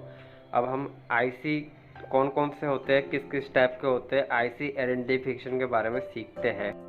गाइस जब हम मोबाइल में रिंगटोन सुनते हैं तो साउंड कौन देता है, लाउड स्पीकर देता है, लेकिन लाउड स्पीकर को कंट्रोल करने वाला जो आईसी होता है उसको रिंगर आईसी कहते हैं। और रिंगर आईसी वैसे इस पीसी प्लेट में लगा हुआ नहीं है, लेकिन उसके एडजस्ट पॉइंट दिखा रहा हूँ मैं, और इस टाइप का दिखता है वो ringer IC. Guys ringer IC लगाना निकालना वो हम आगे के चैप्टर में सीखेंगे, फिलहाल हम दूसरे आईसी के ऊपर चलते हैं, आइडेंटिफिकेशन करते हैं अच्छी तरह। मतलब इन चीज़ों को याद रखना जरूरी है, तो इससे क्या है आपको कोई भी ऐसा मोबाइल आ जाए जिसका सेमेस्टिक डायग्राम आपके पास ना हो तो आप आईसी देख के आइडेंटिफिकेशन कर सको। अब ये जो आईसी है इस आईसी में देख सकते हो क्रॉस का चिन्ह बना हुआ है, तो क्रॉस का चिन्ह कोई भी आईसी में हो तो समझ जाओ कि वो नेटवर्क आईसी है, मतलब आरएफ आईसी। गाइस अब समझते हैं पावर आईसी की पहचान को। पावर आईसी कहीं पे भी हो कोई भी मोबाइल में, आपको सिर्फ ये देखना है मदरबोर्ड में कौन सी आईसी के पास में ज़्यादातर बूस्ट कॉइल मिलता है और बड़े बड़े कैपेसिटर दिखाई देता है। जैसे कि ये आईसी है, इसके आसपास देख सकते हो बड़े बड़े बूस्ट कॉइल है और बड़े बड़े कैपेसिटर है।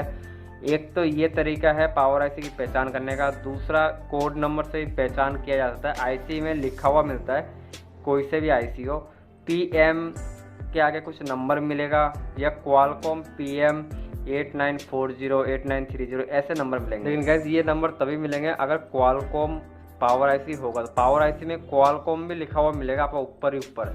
और वैसे अगर मीडियाटेक पावर आईसी होगा तो मीडियाटेक के आगे कुछ नंबर मिलेंगे आपको। गाइस अब समझते हैं सीपीयू के बारे में। सीपीयू कंफ्यूज हो जाता है अधिकतर बिगिनर कि कौन सा सीपीयू कौन सा रैम होता है। तो सीपीयू में आपको दिख जाएगा क्वालकॉम मिलेगा, उसके नीचे आपको अगर क्वालकॉम का सीपीयू होगा तो क्वालकॉम जरूर लिखा हुआ मिलेगा, उसके नीचे MSM 8917 8927 ऐसे कुछ नंबर मिलते हैं। तो उससे ये कन्फर्म हो जाता है कि क्वालकॉम का सीपीयू है और उसका नंबर ये है। क्वालकॉम के नीचे नंबर मिलता है अलग से। अगर मान लो क्वालकॉम का सीपीयू ना हो, मीडियाटेक का सीपीयू हो, तो मीडियाटेक के नीचे भी आपको MT6733 या 6734 ऐसे नंबर मिलते। गाइस अब रैम के बारे में समझते हैं। जैसे कि आप स्क्रीन पे देख पा रहे हो, इसमें अलग ही टाइप का कोड वर्ड लिखा हुआ है, जो मैं आप क्लियर करके दिखाता हूँ पहले कैमरे को। इसमें देखिए लिखा हुआ है SEC 85825। ये इस कोड से हमें मालूम पड़ जाता है कि ये रैम है। गाइस अब दूसरे आईसी के बारे में समझते हैं। ये जो देख रहे हो WTR 2965 लिखा हुआ है, ये आईसी नेटवर्क सिग्नल आईसी है। इसको WTR के नाम से जानते हैं। और ये अगर ख़राब होगा तो मोबाइल में नो सर्विस इमरजेंसी का एरर आएगा, नेटवर्क नहीं आएगा। कुल मिला के बात ये है। ये आईसी अभी लेटेस्ट फ़ोन में ज़्यादातर मिलेगा आपको, खासतौर पर 4G सेट में। गाइस इस वीडियो में जो भी आईसी के बारे में बताया गया है ये सब इंपॉर्टेंट आईसियाँ है, खासतौर पर इन्हीं में प्रॉब्लम्स होते हैं, इसलिए मैंने इस आईसी के बारे में आइडेंटिफिकेशन कराया। बाकी इसके अलावा भी छोटे बड़े बहुत सारे आईसियाँ होते हैं, लेकिन वो आईसियाँ बहुत कम आते हैं रिपेयरिंग में। कुछ आईसी ऐसे हैं जिनका हमें नाम ही नहीं मालूम, कुछ आईसी ऐसे हैं जो ख़राब ही नहीं होते। इस वीडियो का सवाल ये है कि मोबाइल में कितने स्पीकर होते हैं कोई से भी फ़ोन। इस वीडियो में सिम स्लॉट के बारे में समझते हैं। सिम स्लॉट किस तरीके से काम करता है और सिम स्लॉट ख़राब होने पे कैसा प्रॉब्लम फेस होगा उसके बारे में थोड़ा सा एक्सप्लेन कर देता हूँ, ताकि सिम स्लॉट का कभी भी प्रॉब्लम आए तो आप इजी तरीके से रिपेयर कर पाओ। सेमेस्टिक डायग्राम में थोड़ा समझना ज़रूरी है। तो आपको ये एक चीज़, ये नोकिया 1600 को अगर कर लोगे, सेमेस्टिक डायग्राम को रट लोगे, तो कोई भी बड़े मोबाइल या एंड्रॉइड मोबाइल आता है तो उसमें आपको ईजी लगेगा रिपेयर करने में। सेमेस्टिक डायग्राम में देखिए सिम कनेक्टर जहाँ पे लिखा हुआ है वहाँ पे 6 पिन का सिम स्लॉट का डायग्राम बना हुआ है, ये है। और उसका कनेक्शन देखिए कहाँ से कहाँ जा रहा है, एक फ़िल्टर में जा रहा है, जो कि ये 6 पिन है। 6 पिन में लिखा हुआ है CLK RST VIO और उसके बाद में GND भी है, VSIM भी है। और ये देखिए कनेक्शन इस फिल्टर में जा रहा है। उसके बाद में ये 3 कनेक्शन और जा रहे हैं और एक पिन जो है वो ग्राउंड जा रहा है और एक पिन जो है खाली जा रहा है। अब ये इसमें जो कनेक्शन जा रहा है ना ये फ़िल्टर में, ये सारा सिम स्लॉट का जो मैनेजमेंट है वो ये फ़िल्टर करता है। और फिल्टर उसके बाद में आगे UMIC को पास करता है। फ़िलहाल ये फ़िल्टर PCB प्लेट में कहाँ पे लगा हुआ है उसके बारे में भी मैं आपको दिखाऊंगा अभी। फिर ये सिम स्लॉट के जस्ट ऊपर जो है यही फ़िल्टर है, ये मेरे एक्सपीरियंस के हिसाब से बता रहा हूँ। इस फिल्टर का नंबर है R2700। तो ये फ़िल्टर PCB प्लेट में मैंने कैसे कंफर्म किया कि सिम स्लॉट के ऊपर ही लगा हुआ, क्योंकि मैंने पहले सेमेस्टिक डायग्राम को देख लिया था। और मैं आपको भी दिखा देता हूँ। R2700 नाम का जो फ़िल्टर है, एक हिसाब से इसको IC कह सकते हो। ये फ़िल्टर अगर ख़राब हो जाए, मतलब ये IC अगर ख़राब हो जाए तो इसमें जंपर मार के हम रिपेयर कर सकते हैं। लेकिन इसके आगे जो सप्लाई UMIC में जाता है फिर वो हैवी वर्क हो जाता है, UMIC रिवॉल्विंग का काम हो जाता है अगर सिम स्लॉट का प्रॉब्लम होता है तो। अभी यहाँ पे देख सकते हो R2700 है, ये सिम स्लॉट का फ़िल्टर तो यहाँ पे बिठा हुआ है। और हमने जो फर्स्ट पेज पे देखे थे सिम्स कनेक्टर के जस्ट लाइन जो R2700 पे जा रहा है, तो उससे ये कंफर्म हो गया कि ये वाला IC यही है। और ये R27027 जो ये IC है, ये IC सप्लाई आगे UMIC को पास करता है। गाइस अब हम मल्टीमीटर से चेक करते हैं। ये सिम स्लॉट के 6 पिने हैं, 6 पिनों में कौन कौन से कनेक्टिविटी आता है। फिलहाल इनके एक नाम सेमेस्टिक में लिखा हुआ है CLK VIO या VSIM नाम का सप्लाई है, वो नाम को याद करने की ज़रूरत नहीं है। हमें से मल्टीमीटर से ये कंफर्म करना पड़ता है कि 6 पिन में कौन कौन से पिनों में नंबर आते हैं। तो नंबर के अकॉर्डिंग जो है हमें ये ट्रेस हो जाता है कि कौन से पिन में कोई ट्रैक मिसिंग तो नहीं है या कोई फॉल्ट तो नहीं है या फिर और वैसे कॉमन चीज़ें जो होती है, मान लो सिम स्लॉट, सिम अगर मोबाइल में वर्क नहीं करता है तो सिम के पिने हमें चेक करना पड़ता है, डैमेज तो नहीं है, ये डाउन तो नहीं है। फिलहाल रिपेयरिंग में तो गाइस अधिकतर प्रॉब्लम सिम स्लॉट का ही आता है। 80% तो सिम स्लॉट अगर डैमेज हो जाता है, सिम के पिने टूट जाते हैं, उसी में प्रॉब्लम हम सिम स्लॉट को चेंज करने में रिपेयर कर लेते हैं। लेकिन मल्टीमीटर से चेक करने में अगर ऐसा फॉल्ट आ जाए, कनेक्टिविटी ना आए सिम के पिनों में, तब जाके हम उनका ट्रैक जो है ट्रेस करते हैं। लेकिन ट्रैक तभी आप ट्रेस कर पाओगे जब आपको ये आइडिया होगा कि सिम स्लॉट का कनेक्शन किधर जाता है और किधर कौन कौन से आईसी में जाता है। ये चीज़ें आपको कंफर्म करना पड़ेगा। इसलिए मैं सेमेस्टिक डायग्राम का आपको बता रहा हूँ कि सिम का जो कनेक्शन है वो पहले सिम फिल्टर में जाता है, उसके बाद में UMIC में जाता है। इस मोबाइल का थ्योरी को अच्छी तरह समझ जाते हो तो कोई से फ़ोन आ जाए आपके पास तो आप इजी तरीके से ट्रैक कर पाओगे फॉल्ट को। गाइस मल्टीमीटर को हम बजर के मोड पे रखते हैं, ये तो आपको पता ही है। कोई भी फॉल्ट को हम चेक करते हैं तो बजर के मोड पे रखना है, मतलब साउंड आना चाहिए मल्टीमीटर में। तो उस पोजीशन में रख के मल्टीमीटर का एक प्रोब को ग्राउंड में रखना है और एक प्रोब को सिम स्लॉट के जिस पिन को हमें ट्रेस करना है उस पिन में हमें टच करना पड़ेगा। तो पहला पिन मैं ग्राउंड में रखता हूँ और दूसरे पिन से हम चेक करते हैं सिम स्लॉट के जो 6 पिन है, 6 पिनों को एक एक करके चेक करते हैं। जैसे मैं इस पिन में चेक कर रहा हूँ तो 276 नंबर ऐसा कुछ दिखा रहा है, और इसमें चेक कर रहे हैं तो 614 नंबर दिखा रहा है, और इसमें चेक कर रहे हैं तो 500 कुछ नंबर, और इसमें भी 600 के नंबर ये खाली दिखा रहा है। और इसके पास में जो है ये देखो ये ग्राउंड दिखा रहा है, मतलब साउंड आ रहा है। ग्राउंड जानते हो क्या होता है? तो कहने का मतलब ग्राउंड उस तरफ हो गया ये वाला, और ये जो खाली वाला पिन है ये सेंटर वाला हो गया, और ये वाला जो पिन है ये इसमें वोल्ट आता है जब बैटरी लगा हुआ रहता है 1.8 से 3 वोल्ट आता है। तो ये क्लियर हो गया। और ये जो बाकी 3 कनेक्शन है सीधा जो सिम फिल्टर में जा रहा है। अब इनमें से किसी ये चीज़ें आपको अगर रट लेते हो किस किस के पिन में कितने कितने कनेक्टिविटी आता है, नंबर को याद करने की जरूरत नहीं है, सिर्फ आप इतना याद कर लो कि कनेक्टिविटी आता है कौन कौन से पिन में। खाली ये चीज़ देख लो 4 नंबर का पिन में ग्राउंड है तो उसको याद रखना है, ग्राउंड आएगा एक पिन में, और एक खाली है तो खाली ही आएगा। बाकी 3 पिन में कनेक्टिविटी आ रहा है तो कनेक्टिविटी आना ही चाहिए, तो भी एक सिम वर्क करेगा। अगर 3 पिन में अगर कनेक्टिविटी नहीं आता है, 2 में आता है या फिर 3 में, तीनों में ही नहीं आता है, तो समझ जाओ कि या तो सिम फिल्टर या सिम IC में प्रॉब्लम है या कोई ट्रैक वगैरह मिसिंग है। तो वो हमें स्टेप बाय स्टेप मल्टीमीटर से चेक करने पे आइडिया लगता है। लेकिन इस फ़ोन में तो हमने ऐसे ही टेस्ट किए, तो इसी तरीके से आगे के फ़ोनों में कोई भी टेस्ट करना है। मैं उम्मीद करता हूँ सिम स्लॉट के बारे में अच्छी तरह समझ गए होंगे। गाइस इस वीडियो में स्पीकर के बारे में समझेंगे। अब जैसे कि ये तो पता है आपको कि स्पीकर कहाँ पे जॉइंट हो रखा है, स्पीकर के कनेक्शन के बारे में समझते हैं। अब जैसे कि ईयर स्पीकर यहाँ पे लिखा हुआ है B2101, ये तो हो गया स्पीकर, और उसके पास में देख रहे हो L2182 L2183, ये 2 कॉइल हो गए। ये 2 कॉइल से गुजरते हुए L2181 और 2180 नंबर पे जा रहा है। क्या L से क्या शो हो रहा है? कॉइल। अब मैं इसमें ढूंढूंगा कहाँ पे है वो कॉइल। ये जो देख पा रहे हो आप एक IC टाइप का कुछ दिख रहा है, मैं थोड़ा जूम करके आपको दिखाता हूँ। ये L21 2182 और 2183 कॉइल है। गाइस जैसे कि हमने सेमेस्टिक में देखे थे L2181 और 2180 और 2181 जो कॉइल है उससे गुजरते हुए इस IC पे जाता है, और ये एम्पलीफायर, ऑडियो एम्पलीफायर IC है कॉइल के जस्ट नीचे जो N से शो हो रहा है। अब मोबाइल PC में मैं आपको दिखाता हूँ डायग्राम से, थोड़ा अच्छा लगेगा आपको मोबाइल PC में और समझने में। अब ये देख रहे हो UMIC है, ये देख सकते हो। ये वाला जो IC है ये ऑडियो एम्पलीफायर IC है, ये UMIC है, और ऑडियो एम्पलीफायर का IC के ऊपर जस्ट कॉइल जो है ये L2180 और 2181 नाम का कॉइल है, जो कि इन पुर्जों में आता है। ये जो पुर्जा देख रहे हो इस पुर्जों में आता है, क्योंकि हमने देखे थे वहाँ पे 4 कॉइल थे, उन पुर्जों के थ्रू इसमें आता है।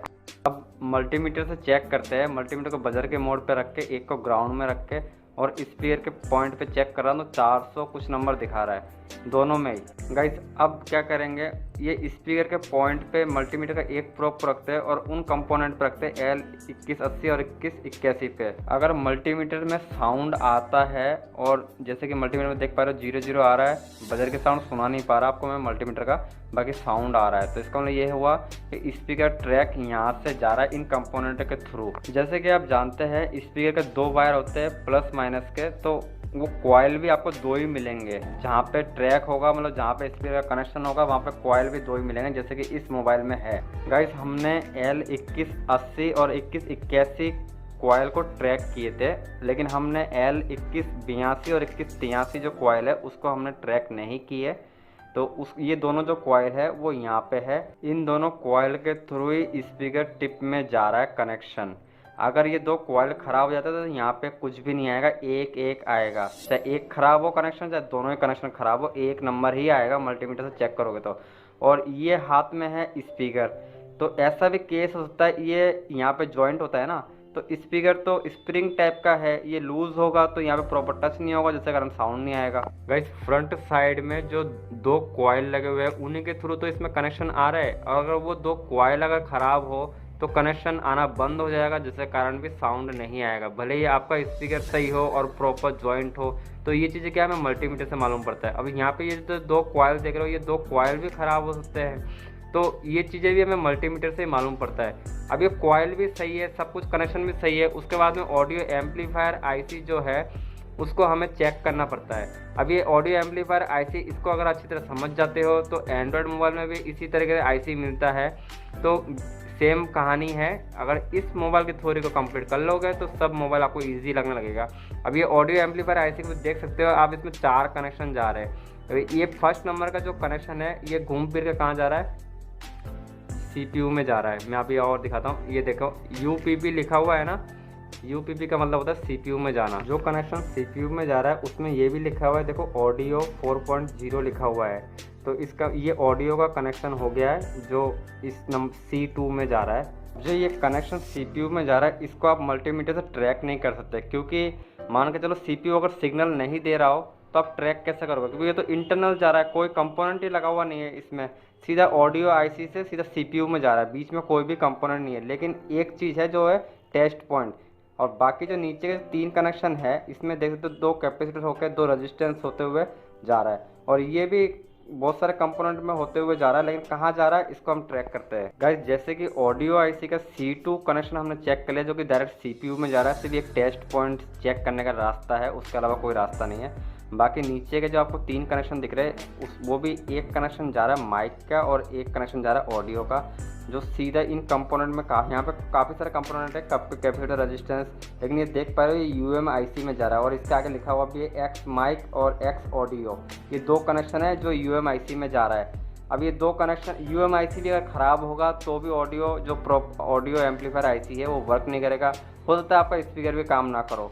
तो CPU और UMIC ये दोनों, जैसे ये हो गया UMIC और इसके पास में हो गया CPU, ये दोनों सही होना चाहिए जब भी एक ऑडियो आईसी काम करेगा। गाइस ये जितने भी आप कंपोनेंट देख रहे हो नीचे के 2 कनेक्शन में, ये कंपोनेंट मतलब ऑडियो एम्पलीफायर आईसी के आसपास ही मिलेंगे। आप अगर ट्रैक करोगे सेमेस्टर के थ्रू तो सब चीज़ें आपको दिख जाएगा। बाकी मैं थोड़ा शॉर्टकट में बताता हूँ, ये दो कैपेसिटर है, उसके बाद में 2 रेजिस्टेंस होते हुए जा रहा है, लेकिन इन दोनों को कौन दे रहा है, UMIC दे रहा है सप्लाई, और जा कहाँ रहा है, ऑडियो एम्पलीफायर आईसी में जा रहा है।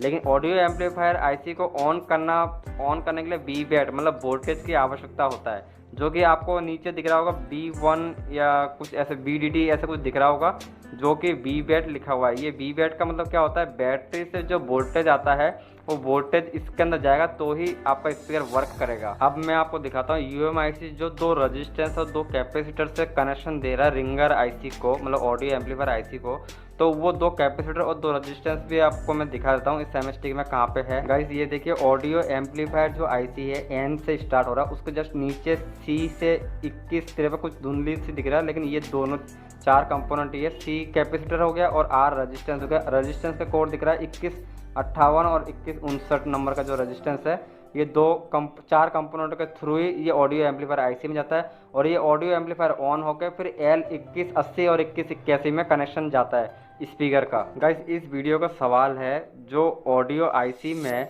C2 का कनेक्शन जो CPU दे रहा है, वो C2 का कनेक्शन को आप कैसे चेक करोगे, आप कैसे कंफर्म करोगे कि CPU एक्चुअली में सिग्नल दे रहा है कि नहीं दे रहा है। गाइस एक चीज़ और बताता हूँ, बैटरी जो वोल्टेज दे रहा है ऑडियो आईसी को, ऑडियो एम्पलीफायर आईसी को, उसको कोई कंपोनेंट के थ्रू नहीं दे रहा, डायरेक्ट दे रहा है। जब तक आप ऑडियो आईसी निकालोगे नहीं तो आप चेक नहीं कर पाओगे कि वोल्टेज इंसर्ट हो रहा है कि नहीं हो रहा है ऑडियो एम्पलीफायर आईसी में।